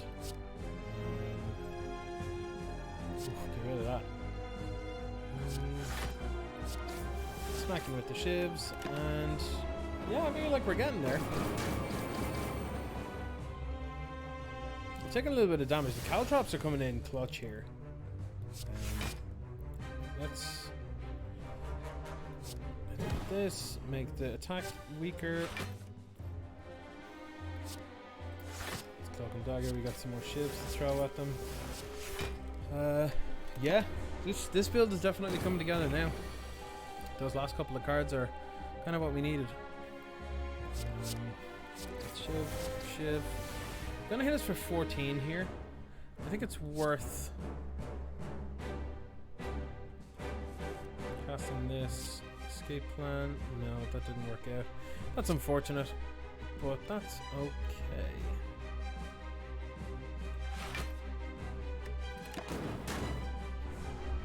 Took a bunch from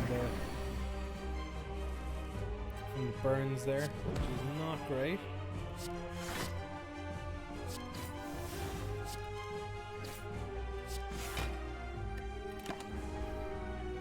Not been drawing it particularly well in the last turn or two, but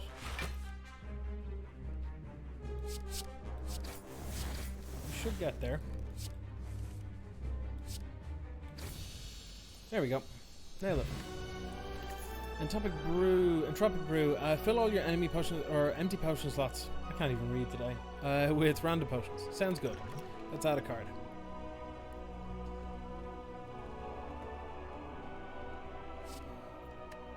This is a poison based one, so no. This is a non-attack based one, so no.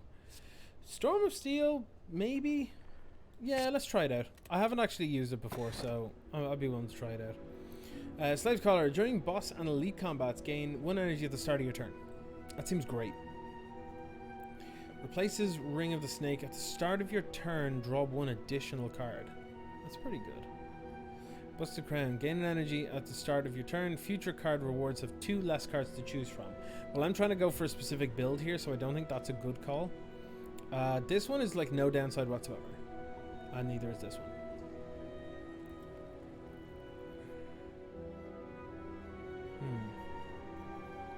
This says at the start of your turn, not necessarily at the start of combat. Because this one says at the start of each combat, draw 2 additional cards. This looks like it says at the start of your turn, draw 1 additional card. Is like every turn you just draw 1 more. Which to me sounds busted. So I'm going to take that. If that is what I think it is, then yes. Yes, please. Alright. So City can be dangerous. Really dangerous. So let's pick the right way to go. Already I think it's this way. There's a bunch of question mark rooms are to be honest, they're my favorite ones. We are gonna potentially, well, we have the option to avoid an elite if we want to. We can just have to do 2 normal fights and go here. Then we can branch off. We can go to another merchant up this way. Yeah, there's actually a minimal combat line here. Is if we go here, here, here, then here, here, here. So far we've had 2 fights up to this point. This is fight number 3, 4. Yeah, we can actually get 4 combats potentially before we get to the top, which actually seems ridiculous. So I'm gonna go for that. Caltrops. Do you want to just add a bunch of shivs? Maybe.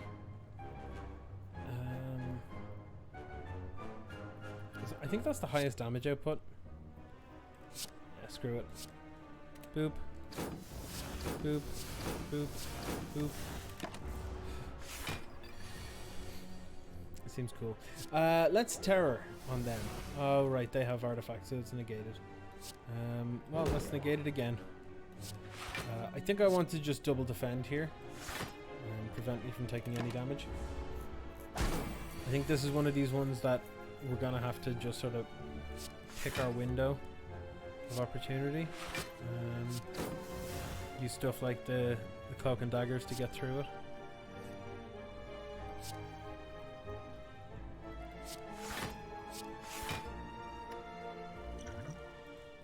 Let's see what the potion slots will give us. 2 strength, card in the discard pile costs 0, 4 plated armor. I like the 4 plated armor. I'm gonna drink one of those now. Again, not afraid to use potions in this game because that's totally fine to do it. Yeah, I'm on board with all of these ones.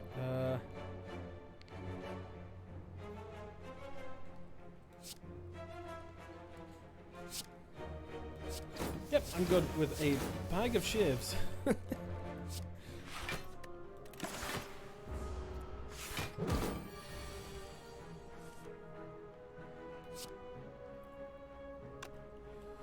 Is there a way that I can reduce? No. Okay. Yeah, let's just neutralize. Now any more debuffs that I use will actually go through, which is kind of nice. Let's do damage.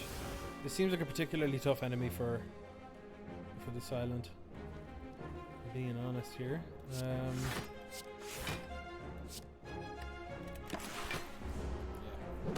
I'm only taking 4 here, which is not that big, but still. Shit.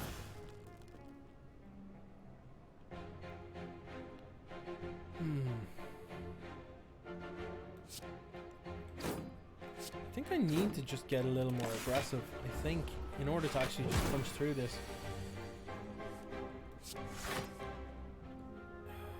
We have a good bit more energy now, which is nice. Let's draw and discard, see what we got. I'm not going to be using Storm of Steel this turn. Maybe that isn't a good card after all. Alright, we're starting to get real actual damage in. So we're starting to punch through.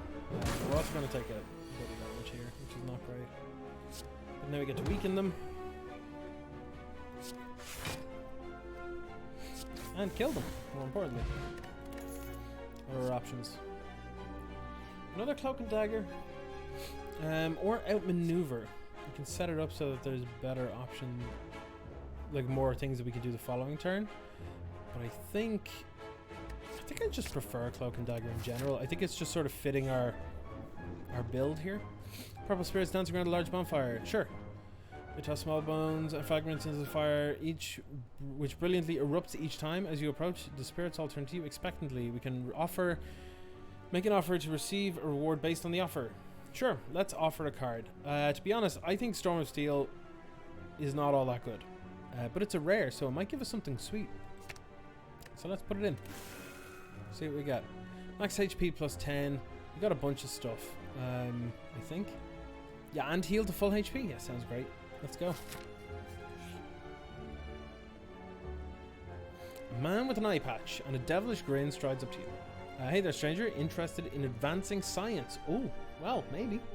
I can make you stronger than any training or blessing. You're going to need it if you're one of those heroes with the death wish. What do you say? So we can test Jax to get Jaxed. So Jax is 0 for a skill. Lose 3 HP, gain 2 strength. Okay. We can become a test subject to transform 2 cards, or we can ingest mutagens to obtain a special relic. Mutagenic strength is start each combat with 3 strength. At the end of your first turn, lose 3 strength. I don't know. I don't know which one I want here. Which one is going to be more relevant? Transform 2. What cards have we got that would need transforming? I guess the block cards. We can transform 2 blocks. Because they're not great. Yeah, let's do that. Block and block. What did they give us? Apply 3 poison to a random enemy 3 times. That's okay, actually. Whenever you play a card, gain block. That's in my opinion, that's better than a block, because that lasts for the whole combat, and shivs and finesse and stuff count as a card. So yeah, that seems sick. Let's go here. Oh boy. As you continue your ascent, thick black smoke begins to billow out of the ground and walls around you, coalescing into 3 masked forms that start to speak. Another puppet of Meow, I think. Agreed, she always makes the funniest toys. You ignore an oversized grin as the third addresses you. Ignore the others. Would you like a taste of our power? We can accept to receive 5 apparition, which is 1 for a skill, which is ethereal and has exhaust. So ethereal means if you don't play it when it's in your hand, the end of turn, it's exiled forever. And exhaust is when you use it, it's exiled forever. Gain 1 intangible. Intangible means that basically you can't really be injured. You get your... all damage that's dealt to you is reduced to 1, basically, for whatever number of turns that it says intangible is. In this case, it's 1. But you lose half your max HP. I'm going to refuse that. I don't think that's what I want to be doing. I could be wrong, but we need to go this way into this fight. This guy is a jerk sometimes, so let's hope he does not be a jerk now. Let's gain some block. I kind of like just poisoning this guy. He's got 9 poison on him now, so he's going to take 9 damage every turn, which seems pretty good to me.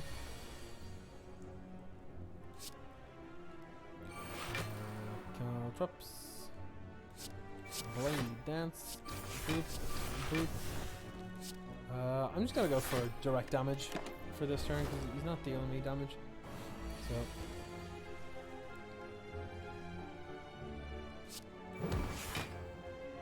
now they've hexed me, so whenever I play a non-attack card, they shuffle a dazed card into my pile, which means that it's just an unplayable card again, but it disappears at the end of turn. So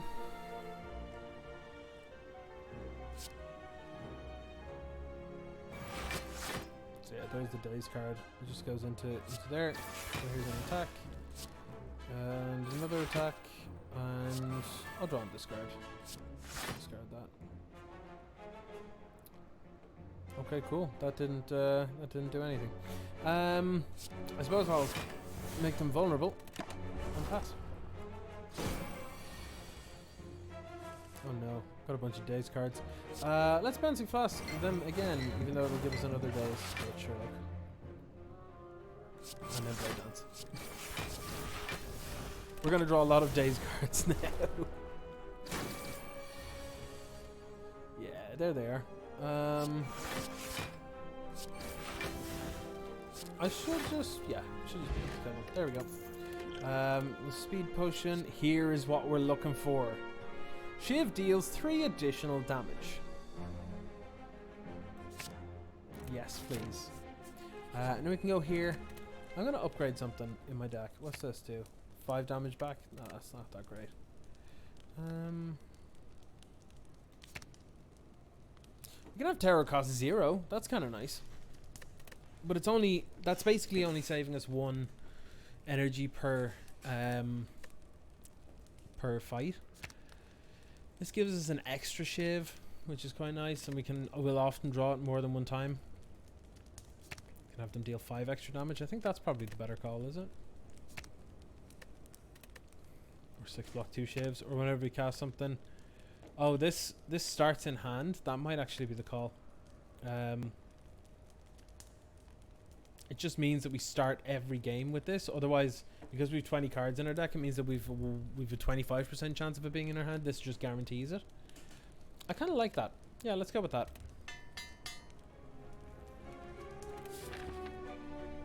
Now, do we want 2 normal fights, or do we want an elite? And a question mark room. I think I want to try and avoid elites here if I can. That's probably going to be a mistake. Yeah, that was a mistake, because this is an awful fight. I'm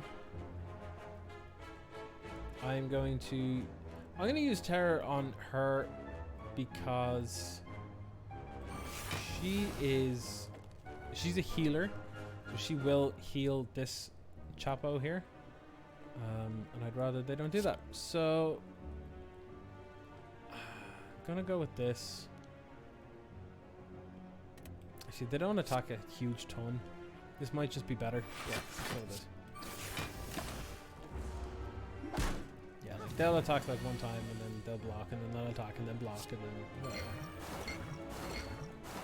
Okay, we poison them up a little bit. Toss a dagger. Give to the face.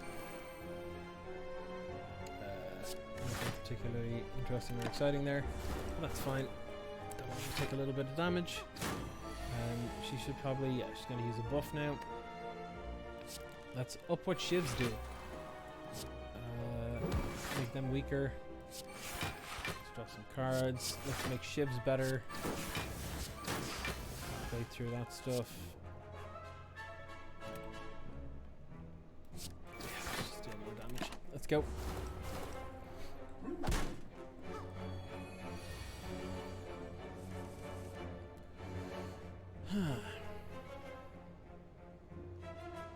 Well, I suppose we can get as much damage in as we can here because they're not going to attack this turn, so let's visualize. Guess expertise now. We'll draw 3.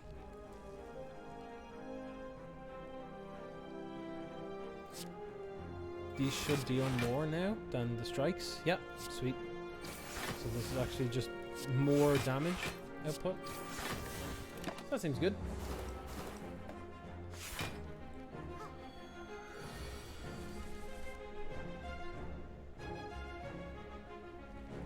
Let's draw some stuff. Let's get a little bit of blocking going. More shiv. More shivs. More shivs. More shivs.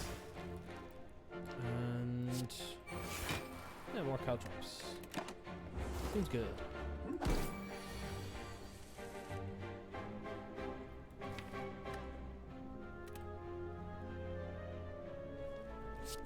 Okay, we got a free draw. Let's weaken them. Get shivs into the hand. Just tons of shivs. That's all that matters. That's expertise.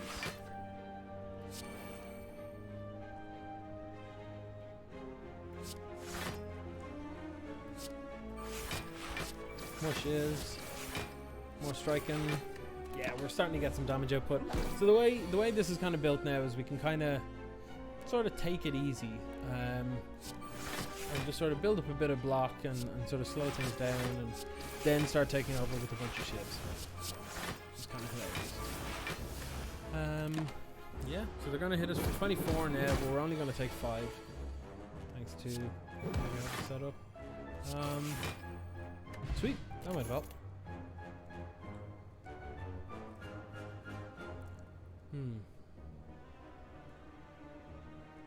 What do I want to take here, or do I want to take anything? I don't think I want any of these. Yeah, let's go. Let's go to another fight. This snake plant's a pain in the ass because of this. When it receives damage, it gains 3 block. All the time. which is a pain in the ass. So let's just start with the poison, I guess, because that doesn't count as damage per se.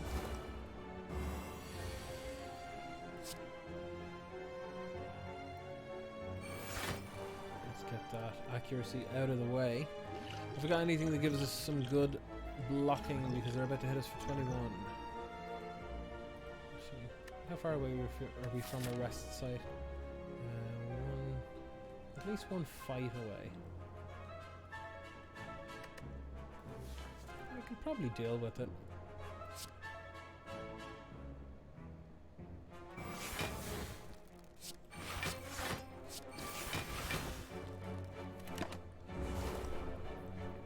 We'll take a bit here, but I think I can live with that.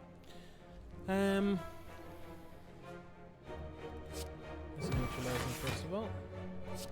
Throw on the caltrops. Do a blade dance. Start doing some damage to them, and then do some defending. Seems good.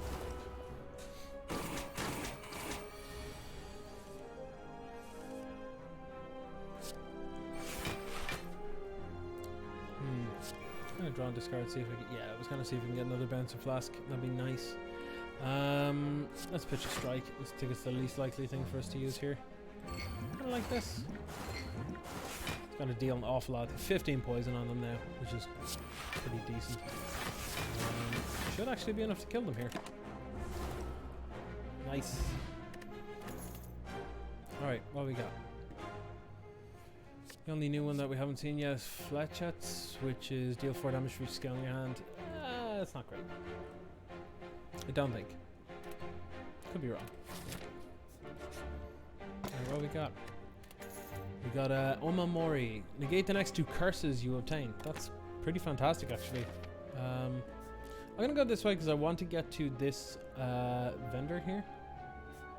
So I get into another fight. This is a hard fight, or well, can be. So we started with after image caltrops and accuracy in our opening hand. So it's hard to be in with that.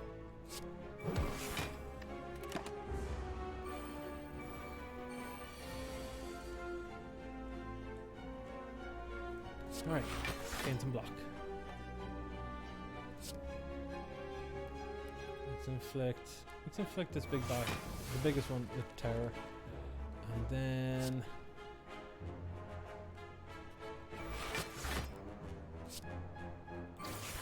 start wailing on this one in front. Yep, that seems great. Taking no damage here. I like it.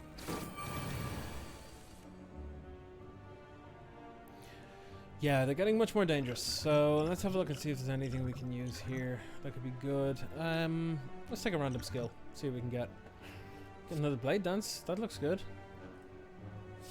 Let's take a blade dance. Free blade dance. And then I'm gonna go up strength this turn as well.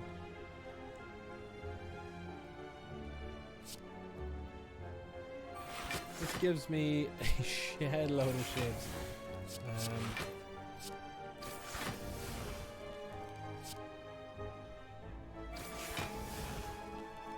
Then 2 more shivs. One here, one here, and then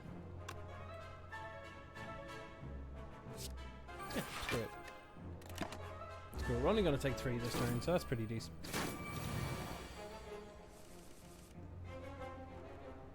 All right, we're going to take way more this turn. All right, you can get neutralized.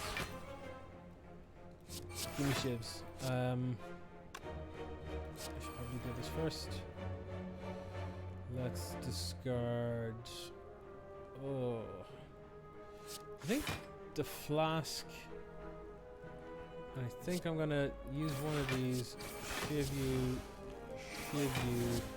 expertise, cloak and dagger, shiv, and then strike.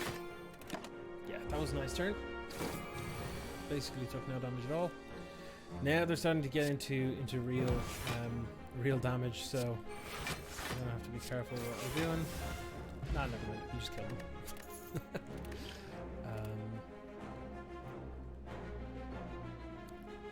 Okay.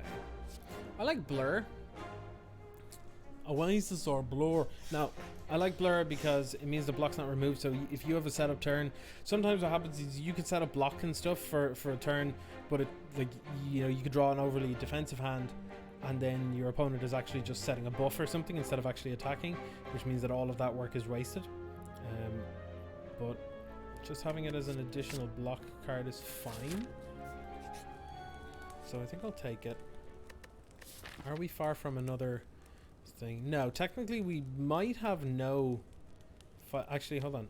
Normal combats aren't encountered in question mark rooms anymore.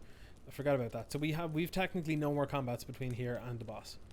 So I'm happy to smith something to make make what better?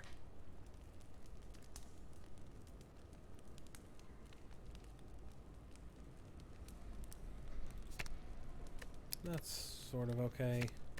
Yeah, that's 2 shivs. This is that's terrible. Might just be upping the shiv option. This is 3 shivs, so yeah, I think I'm just gonna go with the accuracy one. Accuracy plus. Because if we don't take any damage between here and there, the Eternal Feather is gonna heal us another 3, 6, 9, 12 by the time we get to this alone, which will put us at 68, which is almost full health, and I'd be pretty happy to go into the combat with that alone. So let's find some potions. Flex potion, power potion, explosive potion. Which of these are bad? Let's see. For plated armor isn't great. Let's get rid of that. I'm happy to take power potion and flex potion.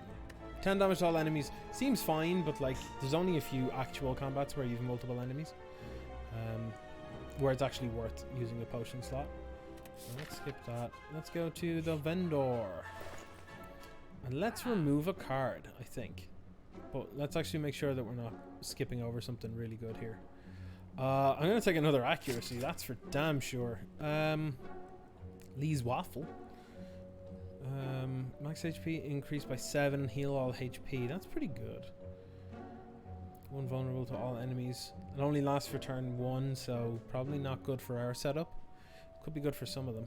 Are these 12 block, colorless, and speed.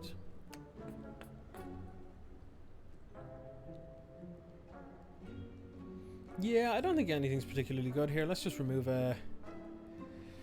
Remove a what? What hasn't been working? What has not been working? Well, I put in a blur, and I was happy with the amount of block that we had, so I think I'm going to get rid of a block. And then... Yeah, I think I'm happy to just leave it at that. And head on. I was knocked unconscious? How dare they? Groggy with the throbbing head, you awaken to find yourself thrown in the center of a massive stadium with an overflowing audience of slavers, cultists, and other denizens of the city. An armor giant with a golden crown bellows at you from atop. We now begin the 4,200th combat. A gate on the opposite side opens. Oh damn it, it's a fight.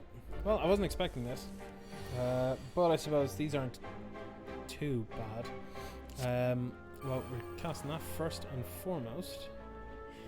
Then let's weaken this one. And I'm just casting the 2 of these. Let's try to kill this one if we can.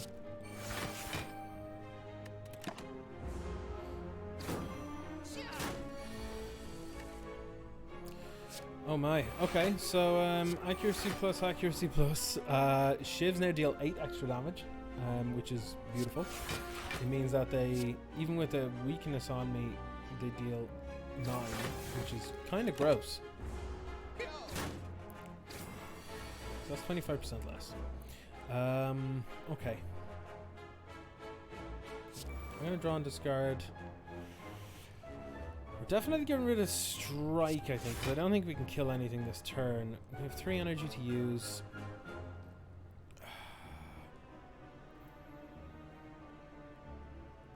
We're getting hit for 22 here. I'd rather I didn't get hit for 22. So I think it's going to have to be block, discard, cast shivs, mess this guy up. Actually, if we'd kept the strike instead, they would have been dead. We would have taken no damage here, but live and learn, I guess. Oh, they're gonna get messed up. Let's go with Cloak and Dagger. Shift to the face.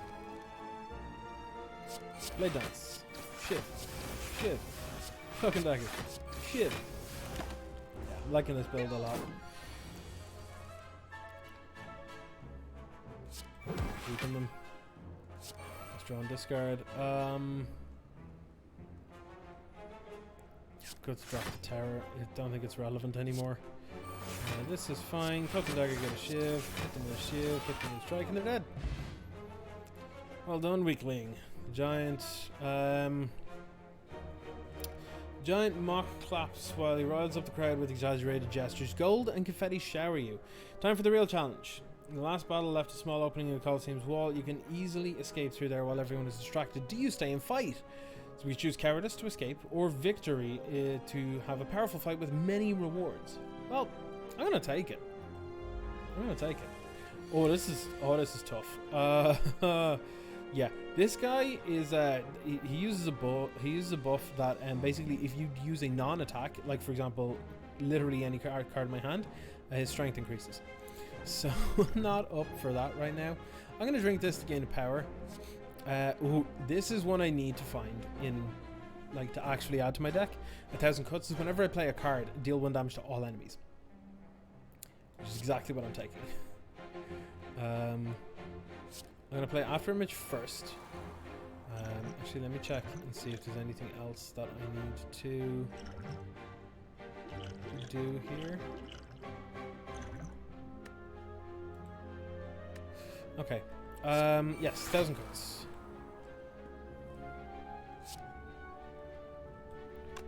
I'm gonna use Finesse first, because that's a free draw.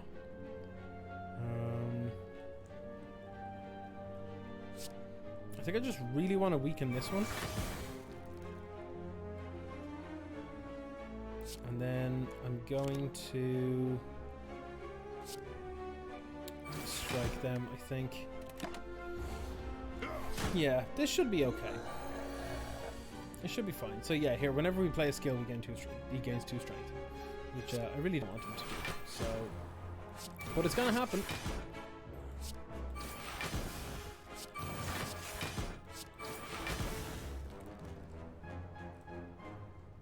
So that's exactly the amount of damage as I have block. So that's fine. Yeah, he's gonna hit for 27 this turn. This is what I'm concerned about. Let's weaken them first of all. Dragon Dagger, shiv them, Blade Dance, shiv them, shiv them. I'm gonna have to strike this one, which is good. We got that dead. Yeah, we're gonna win this one now. This is fine.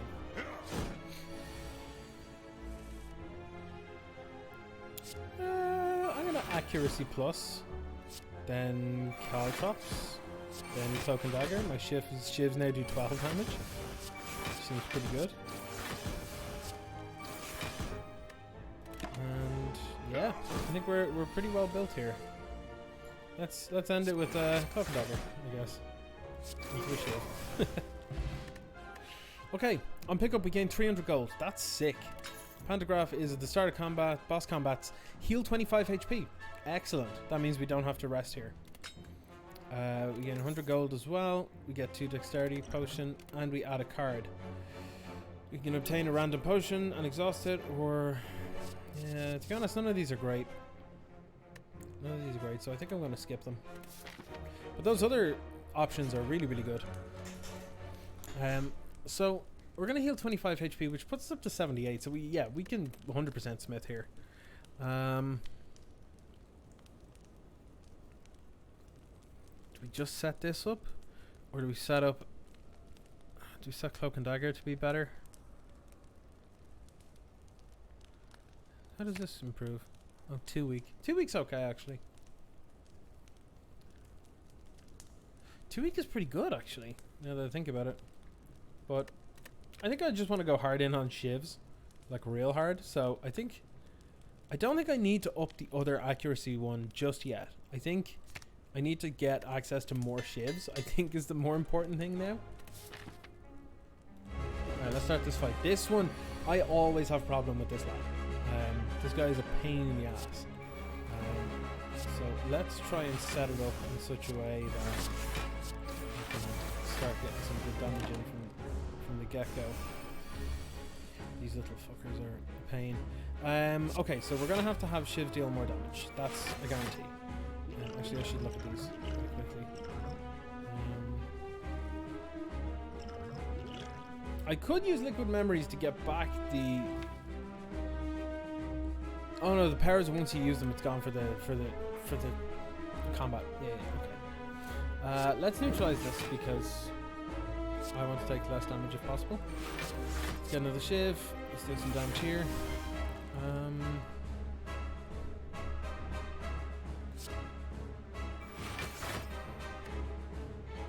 That's kind of reasonable, I guess.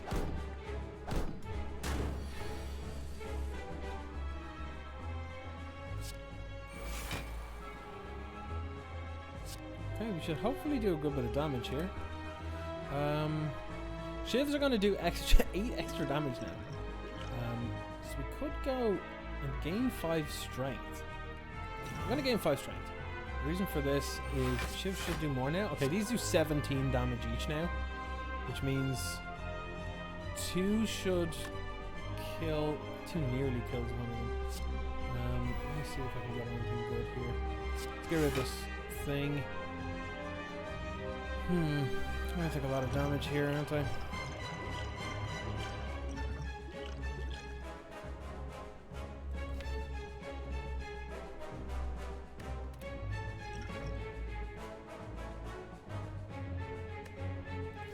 Can I get back the poison flask? But I think I might actually get back the improved cloak and dagger.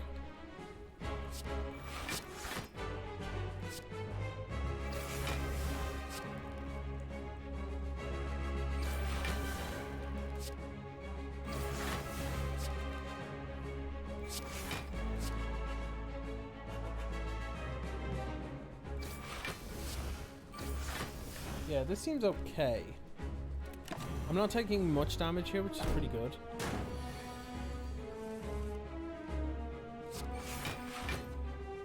They're gonna hit me with a debuff here. I can live with that. I'm gonna hit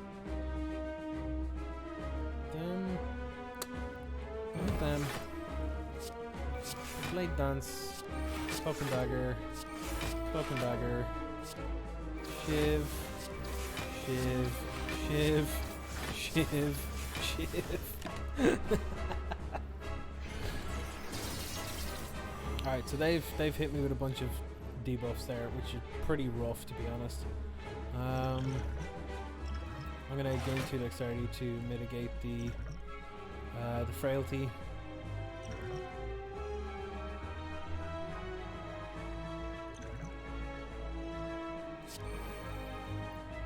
I'm gonna discard a strike card because it's not very good here at all. I'm gonna use a Caltrops, Cloak and Dagger,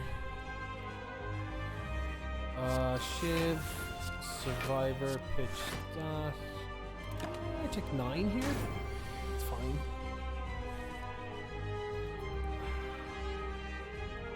What have we got? We have 5 dexterity.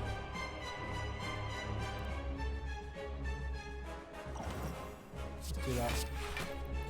I got 10 from that alone, which is quite nice. Let's hit this, this. Is this worth it? Probably. Probably not, actually. Huh. This one's tough. That's good. We'll try it.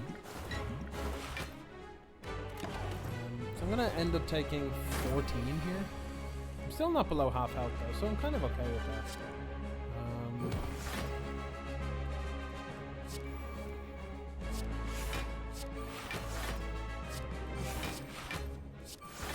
Get a bunch of shivs. Start doing the stabbing. I mean, we're definitely getting there. We're definitely getting there. So they're gonna hit us with some heavy stuff now if we don't do something about it.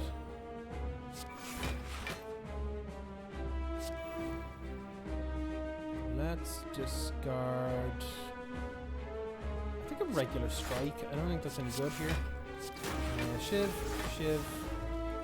expertise, draw up. Oh yeah, talk about it. Get the shivs in there. Now we're talking. Wrecked. Got him. Alright, so we got a skill potion. We got a card. What are we getting? Oh, I quite like Burst. It's basically a second copy of, or additional copy of, like, anything you want.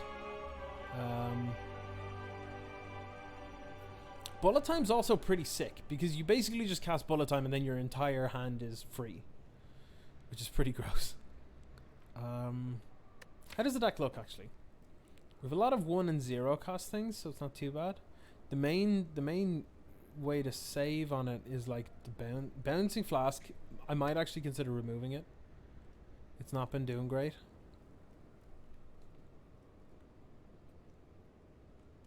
Yeah, I don't think I need it. I've got a lot of, like, draw card effects, or, you know, similar in the terms of, like, make these into draw more attacks. So, I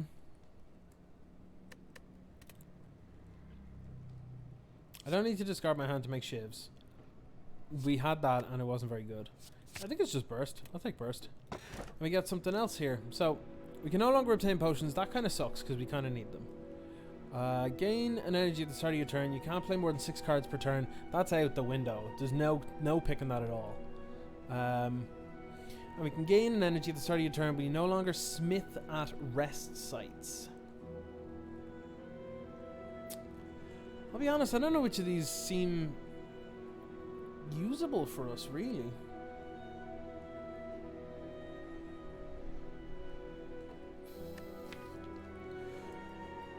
It means we're stuck with what we have.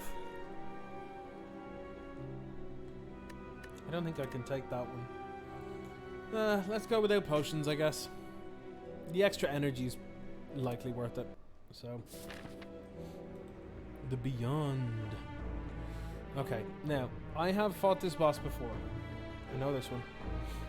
This one's real hard. I think I've beaten it one time. So, take from that what you will. I'm already seeing a reasonably safe line along this way here. So starting here, going this way.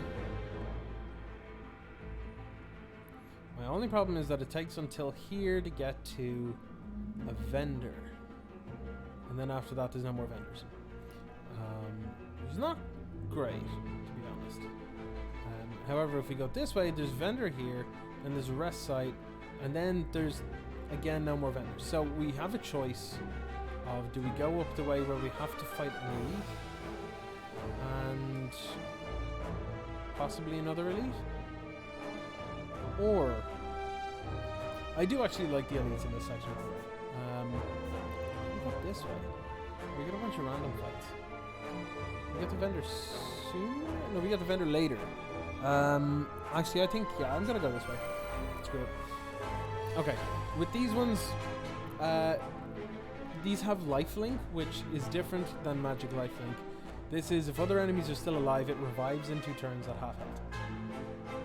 Which is pretty annoying, to be honest.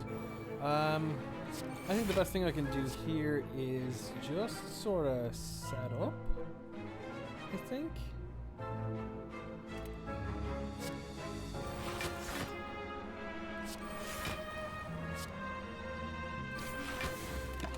Yeah, let's go with that. So now my shivs cost more, or my shivs do more. My shivs do more. I gain block whenever I cast anything, and then whenever they hit me, they take damage too. So this is all pretty good. Next skill is played twice if I use this here. Yeah, I think I'm going to use it to double cloak and dagger. Double cloak and dagger. Which is quite nice. We need to keep their health all roughly the same, basically. That's what we need to do here.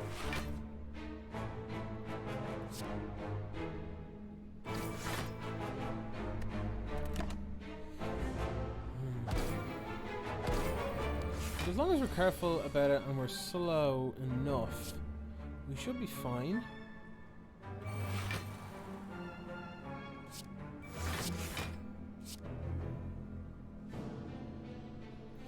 Definitely want to maybe actually kill one of these this turn.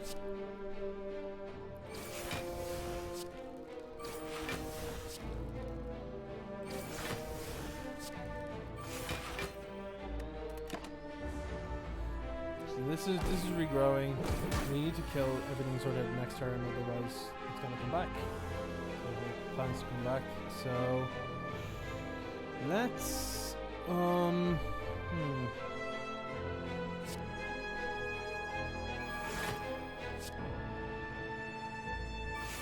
let's just get a bag of shivs. Get a bag of shivs. Hit this one. Hit this one, this one, I suppose. That's fine. Yeah, I think we may have a... Yeah, they're gonna come back, but we're not in a bad spot though, so I'm kind of okay with it. Alright, let's gain some blocking and do some shiving. Hit this. Ooh, they're gonna need some better cards. This one.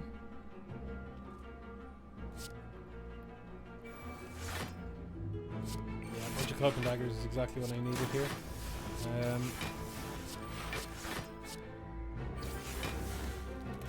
Okay, hopefully we should be able to take them out this turn. If we're lucky. Which I think we might be.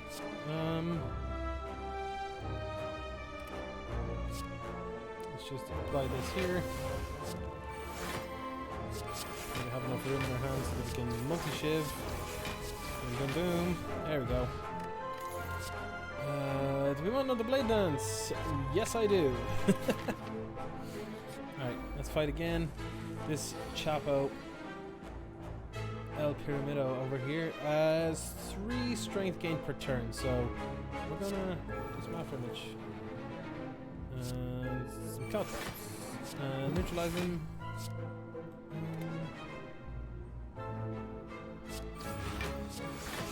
Perfect. It's great.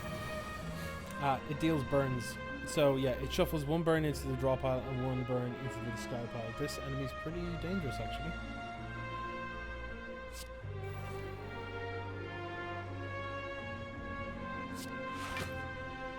Okay, let's burst with Cloak and Dagger and a bag of shivs. And then some more shivs.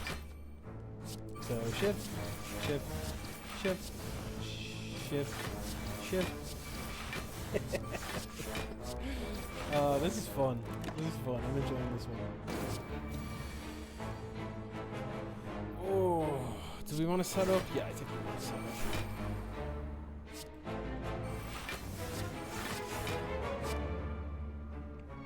Shiv deals 18 now. We're going to take 10 damage here. I think I'm okay with that. Yeah, because this is going to be game over. Beautiful, beautiful. We want more play dance. I mean, I kind of like Sucker Punch as well to like just weaken our opponents. Maybe it is all right. Yeah, I'll take it. Mostly because it's got 2 weak. If it was 1 week, I'd be like, no, it's not good, not that great. But 2 week is pretty good. Okay, now we have a choice. Do we go to the vendor, which was the plan? To be fair, it was the plan, and fight an elite and get into another fight and an unknown. If we go this way, skip all the elites. Get to a vendor anyway and have significantly more choices. I think I prefer that way, yeah. Okay, this this is a tough one. So this is a transient. This enemy, it dies in 5 turns.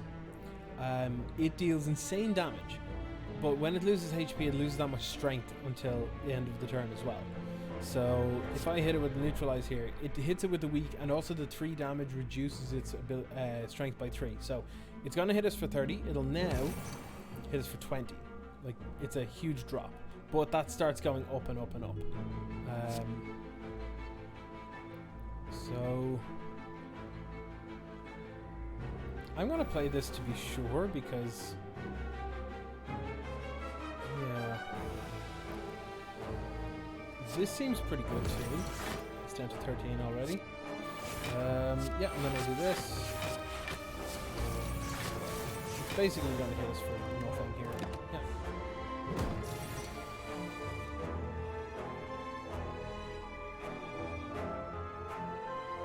Caltrops don't actually matter in this one, so I don't think I'm going to use it.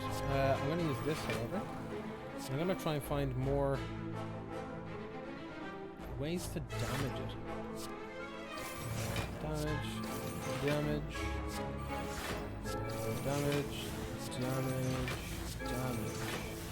Yep. So I did enough damage there to the point that I'm now not taking any damage this turn. Time to do an awful lot more in terms of damage.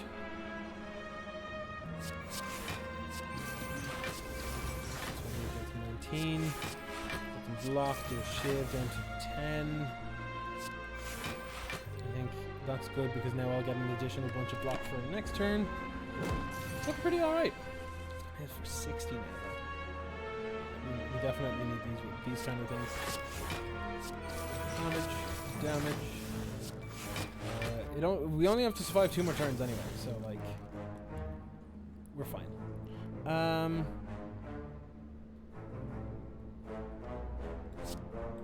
I'm going to discard this, because this now lets us draw way more cards.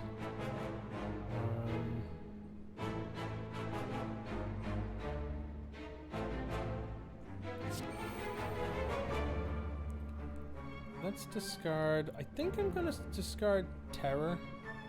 So I've got 2 to use here. I think what I'm going to do is I'm going to Sucker Punch. Down all the way down to 11. Neutralize, and then yeah. So I'm gonna have 38 block left after this. I feel like we're just not gonna get touched in this game, like, at all. In this fight. Boop, boop. There are ways to actually kill this before the time runs out, but I don't think I'm quite good enough here for this one. But they're gonna deal 0 on their last turn, so I'm okay with that. End of the day. Sweet.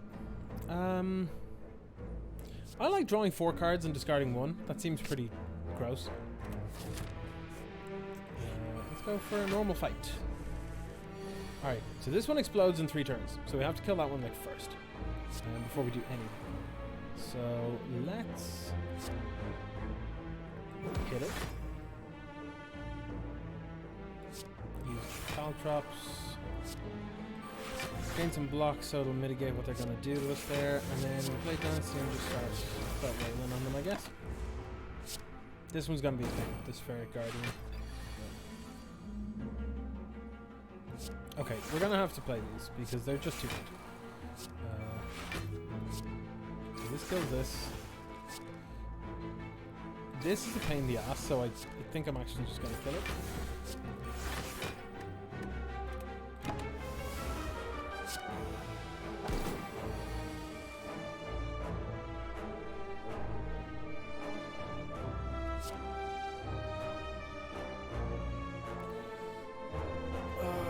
I'm gonna use this to just straight up kill that one, and then some poison.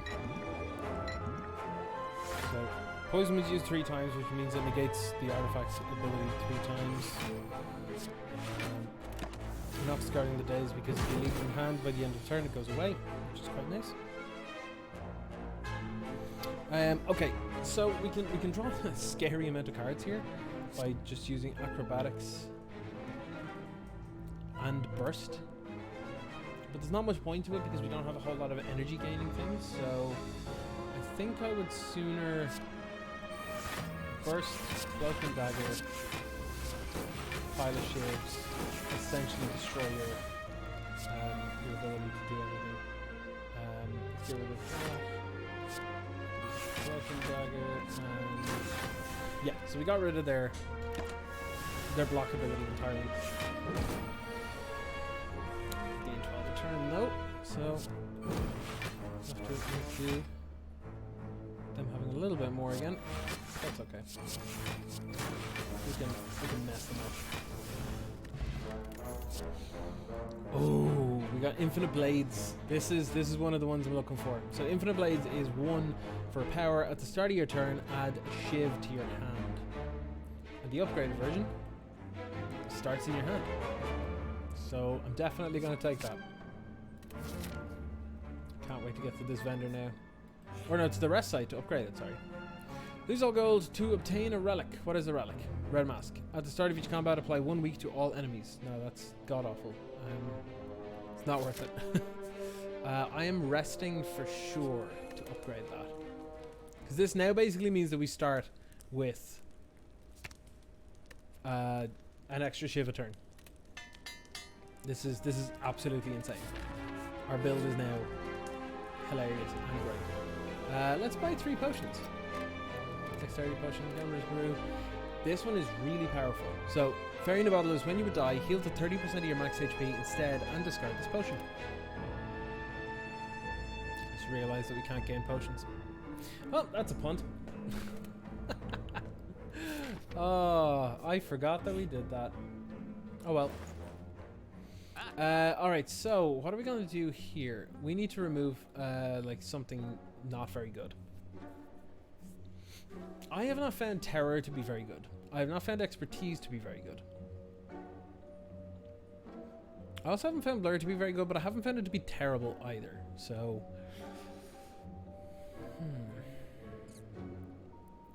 the flask seems like the easy pick here, actually. Yeah, get rid of that.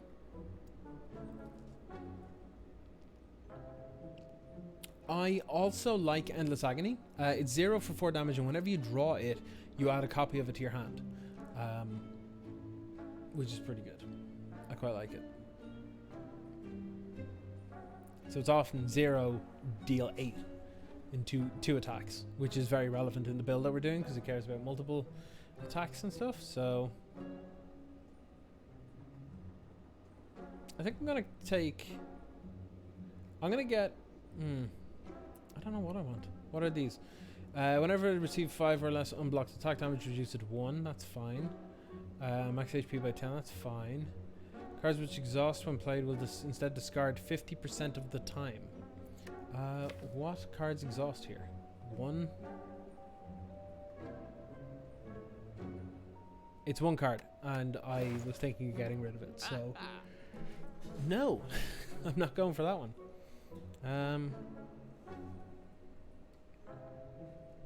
Let's go for... I like Calculated Gamble as well, to be honest. Yeah, I'm gonna take that. We can still get a bunch of stuff here. Like, I can still get this if I wanted to. Yeah, let's take this. And let's take another Caltrops. Our build is looking pretty sick. Let's go to this one, because depending on what we get, we might want to fight an elite instead. Whenever you've no cards in hand during your turn, draw a card. Well, that'll never really happen for us, but it's better than not having it, I guess. Now, do we want to fight an elite or not? That's kind of the key pull from this. Because if we want to fight an elite, there's a lot of fights until we get to... there's actually too many fights, I think. But let's go here. Let's smith. Let's upgrade something. How many is this? Oh, it doesn't exhaust. Sure. Okay.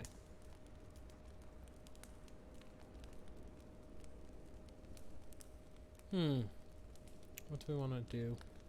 What do we want to do?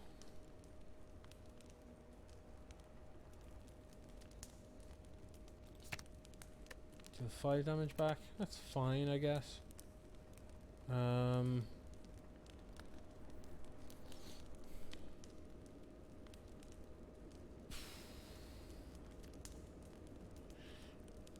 My main concern is that our end boss is actually just going to be very hard to beat for this kind of fight, or for this kind of build, because, well, you'll see.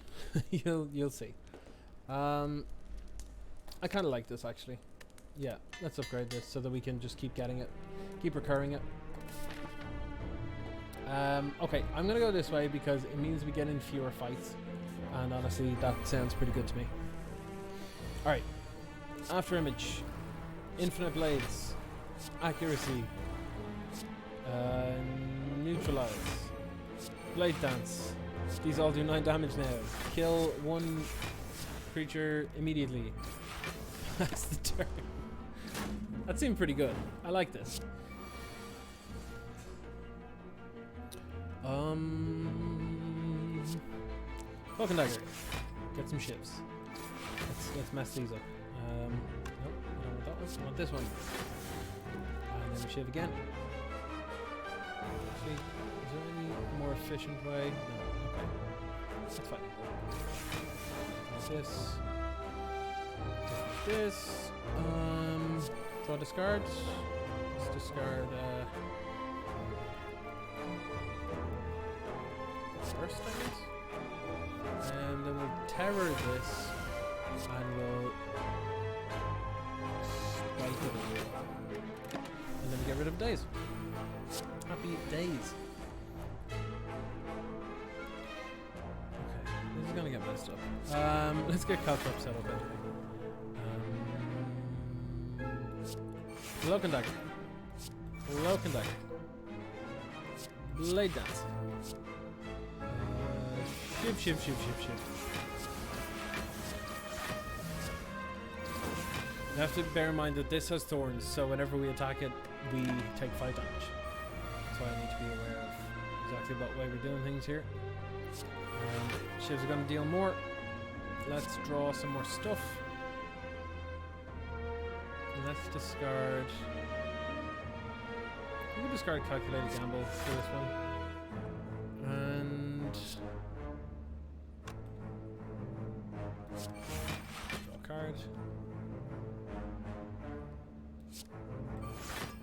I'll get rid of Caltrops because I don't think this one really attacks. I think it's just more of a... I'm hearing with pain.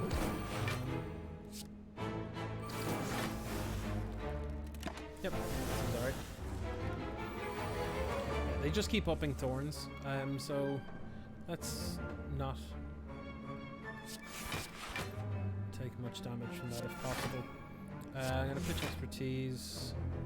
I'm going to blade dance and then chip them. I take no damage. Sweet. Alright, what are we going to do? Cost 1 less this time. Which card discarded this turn? Nah, that seems terrible. 7 damage 1 week. Bad sucker punch, not very good. These poison do 10 damage again. Nah. These all seem kind of bad. Let's go here. See what we got. So, as you head upwards, hopping from one floating shape to another, you slip and begin to fall. So, while in free fall, you consider your options. Land safely with your greatest techniques, channel a power to survive the fall, or strike at the wall to hang on to it. So we have to choose.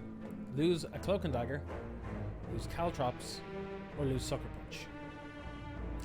I'm inclined to lose a Caltrops, because I think we only need one, really. But... yeah, let's lose a Caltrops. Which way do we want to go? I think I'd rather go to an unknown. Okay. Chaotic terrain around you. A bony sphere surrounds a mysterious glowing object within. While you're curious what lies inside, you know some sentries keeping an eye on it. We can fight to get a rare relic. If we want. We don't know what the relic is. But, you know. Screw it. Why not? Let's find out. They spring to life. We fought these before. Well, we fought one before. So let's do our little setup turn.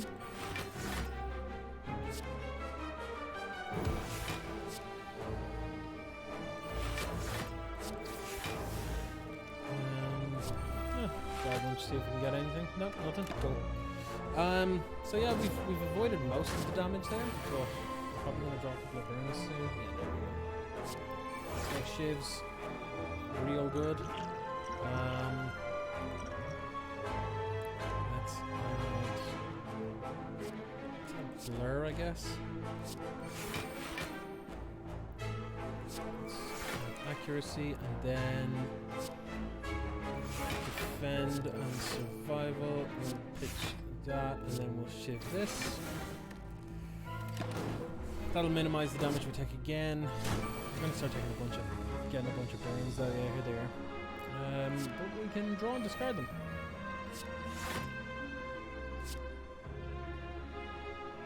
Can we kill something this turn? We might be able to.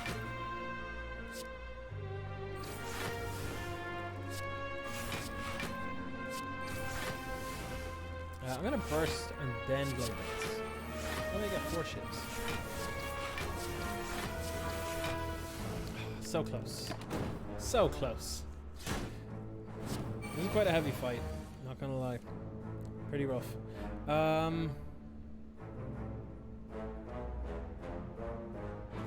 I think I should hit this with this anyway, because that will reduce the damage it will do. I can just shiv this to it, that's fine. Caltrops is fine here. Defend is fine. You can just do everything really. Deal all the damage.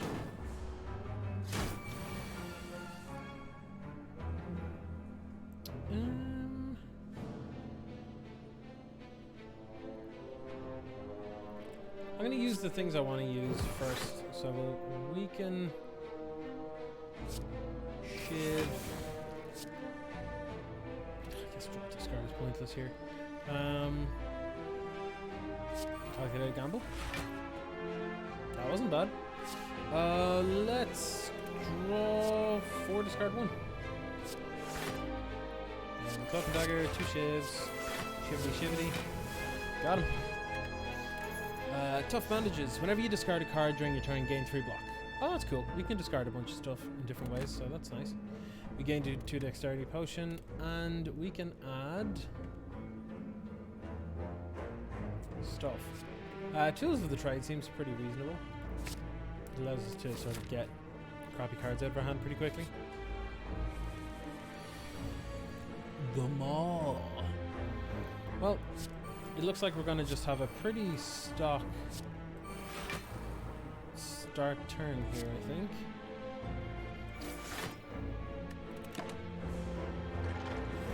We're all set up nicely, so we can discard something if we want here, or we have to discard something. I think I'm just going to discard Prepared, maybe?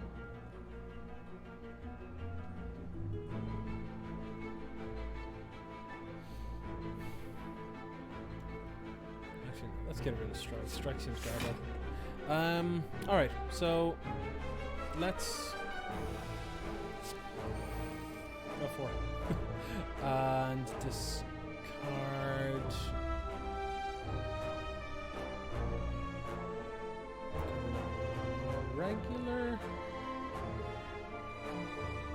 regular Cloak and Dagger, I think. We'll neutralize this.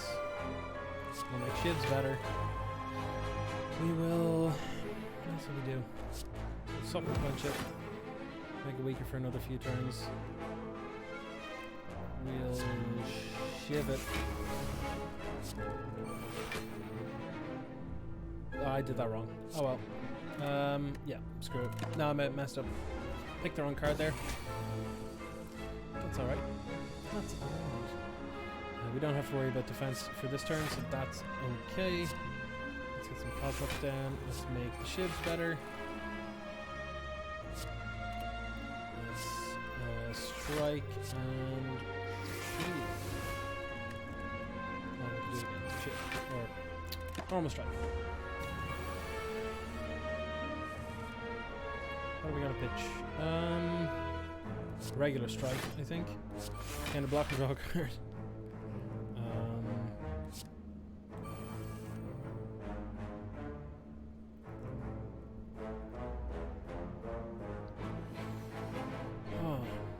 pitching? Strike, I think.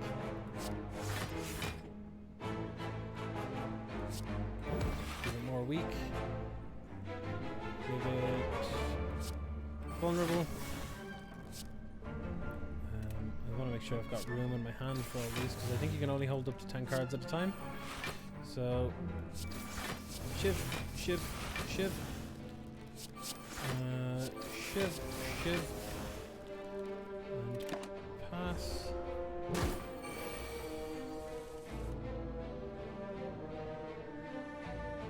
I think I'll get rid of a regular strike.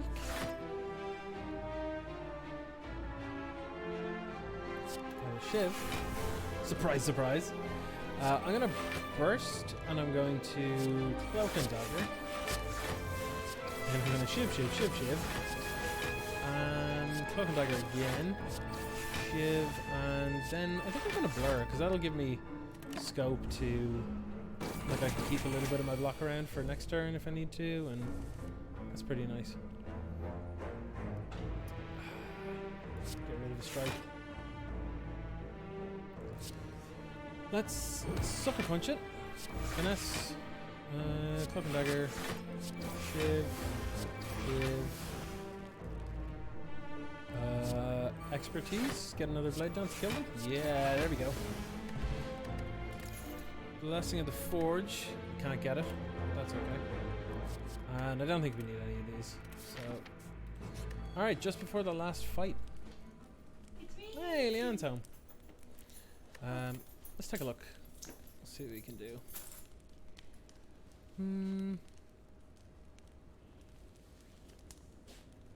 I have a concern about this boss, though.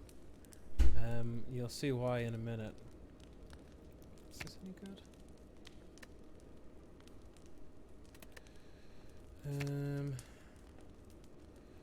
I like Burst working on two things. Yeah, let's go for that. Let's go for that. And okay, here is the problem with this one. Whenever you play 12 cards, it ends your turn and you gain 12 strength, and we cast like 10 cards a turn. So there are going to be some turns where we get to cast like 1 or 2 cards and the turn just ends. So we're going to have to prepare for that. But thankfully this is a nice setup turn that we have here. Apply a bunch of debuffs and stuff.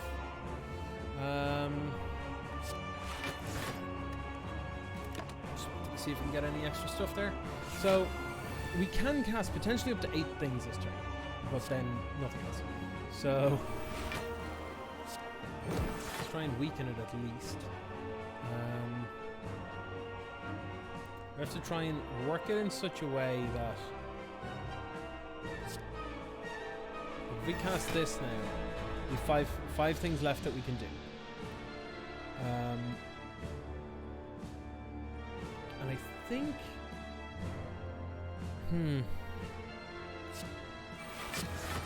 this happens twice. And I think we just punch a couple of times with a few shivvies. Turn is over. We lost a few shivs. No big deal here, but they're gonna start hitting us pretty hard. We need to make these shivs do all the damage they can. These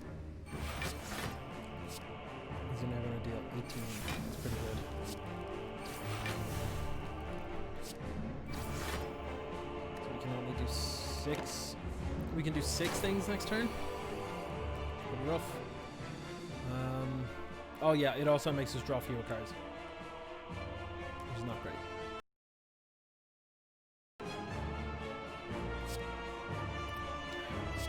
Cancel block.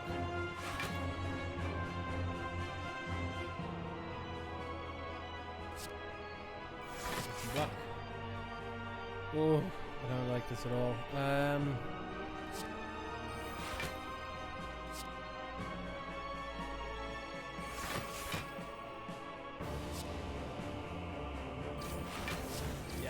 See, we're basically missing out on like 30 to 40 damage a turn with this build just because of the way this boss works. But we've no way of telling which boss this is going to be until we get to it. Hey, Happy Smasher, what's happening? Welcome along.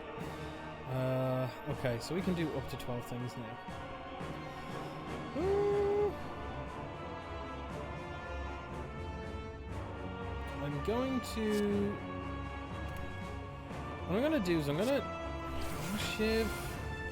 I'm going to Survivor to help empty my hand a bit. Then Expertise. This gets me the most number of draws.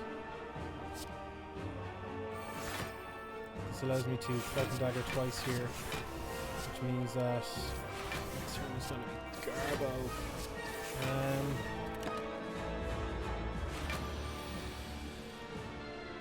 We're about to get hit for 45, and I don't think there's a whole lot I can do about it, because I can only cast 3 things. So, yeah. And then I can only cast 1 more.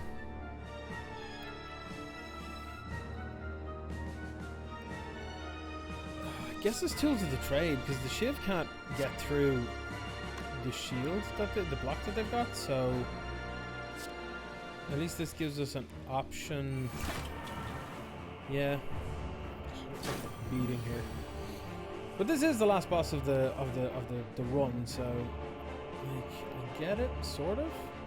We're about to get mangled, by the way. Cloak and Dagger, bag of shivs.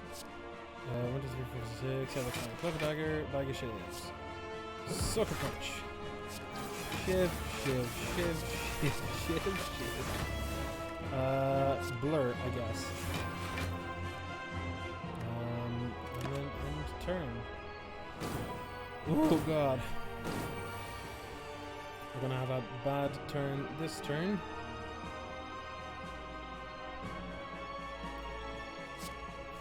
Because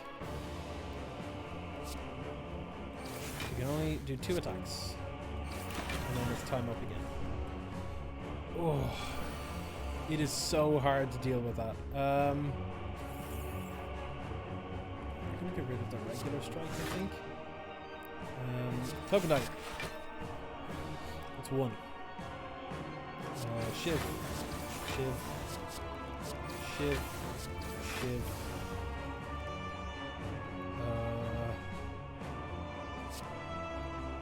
I think I'd rather do this first, and then this. Yeah. And Shiv, Shiv, Shiv. Can draw into another one. Let's discard Blade Dance to thing. End turn. So yeah, we cast like 12 cards alone there, and we still could have played more. That kind of gives you an idea as to how ridiculous this build can go.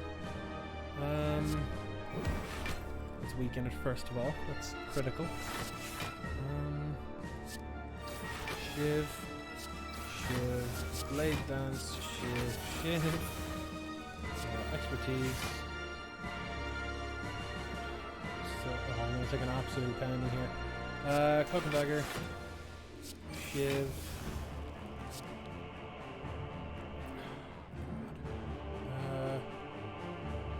We're 1 short here, basically, of ending the turn. We cast 11 cards this turn, which means next turn we're going to be able to cast 1 thing, and then we're gone. It'll be turn over. So, and they're about to hit us for 36. This is the problem that I was talking about.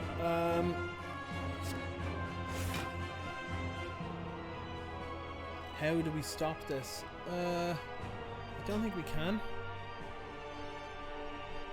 Most amount of block that we can gain here is through Survivor. So we're going to have to go through that. That's exactly lethal. Oh no. Oh, that was exactly lethal. Yeah. Alright, that's unfortunate. That's unfortunate. God, that was such a close run. It was so close. Alright. Well, we got a bit more than 2 in. We got 2 runs, and we also got an explanation of how the entire game works as well, so I was pretty happy with that. And it's brought me right up to the end of the stream, actually, now that I look at it. which is pretty nice. That is going to be it from me today. If anyone has popped along in the last little while, welcome. Thanks for staying along while I played something that isn't Magic for a change, because, well, it can be a bit of a burnout to do Magic constantly. But on top of that, I think Slay the Spire is something that should be enjoyed by a lot of Magic players anyway. So I think it's worth taking a look at if you haven't yet already. I'm gonna go have some dinner and then I'm gonna chill playing this by myself. So I'd recommend it, highly recommend it. It's on Steam, it's on Switch and stuff as well. It's very, very enjoyable, and yeah, it is good to be able to do content that isn't just Magic all the time. Because as much as I love Magic, and don't, before anyone gets any kind of ideas, I'm not moving away from Magic or anything. I enjoy more than one thing in my life, put it that way. But I will be doing the odd like non-Magic stream and stuff. Mostly it's like Slay the Spire kind of stuff. Just because it's fun. I mean, it's fun, and like variety is the spice of life. It's nice to have different things sometimes, you know. Some Magic content creators go and play like League. Some go and play like Warhammer and stuff. I like Slay the Spire. It's all good. But yes, if you enjoyed any of this, feel free to follow me or subscribe. Same if you're watching on YouTube. Thank you for watching there, and please click follow or subscribe there. And yeah, you can support me on Patreon or Coffee or any of that stuff as well. So check my Twitter. I have a pinned tweet there where you can see all of the important stuff that you can get links to, like all the support ways and all that kind of stuff. But until Wednesday, everybody, thank you very much for coming along. I hope you enjoyed it, and take it easy and keep on janking.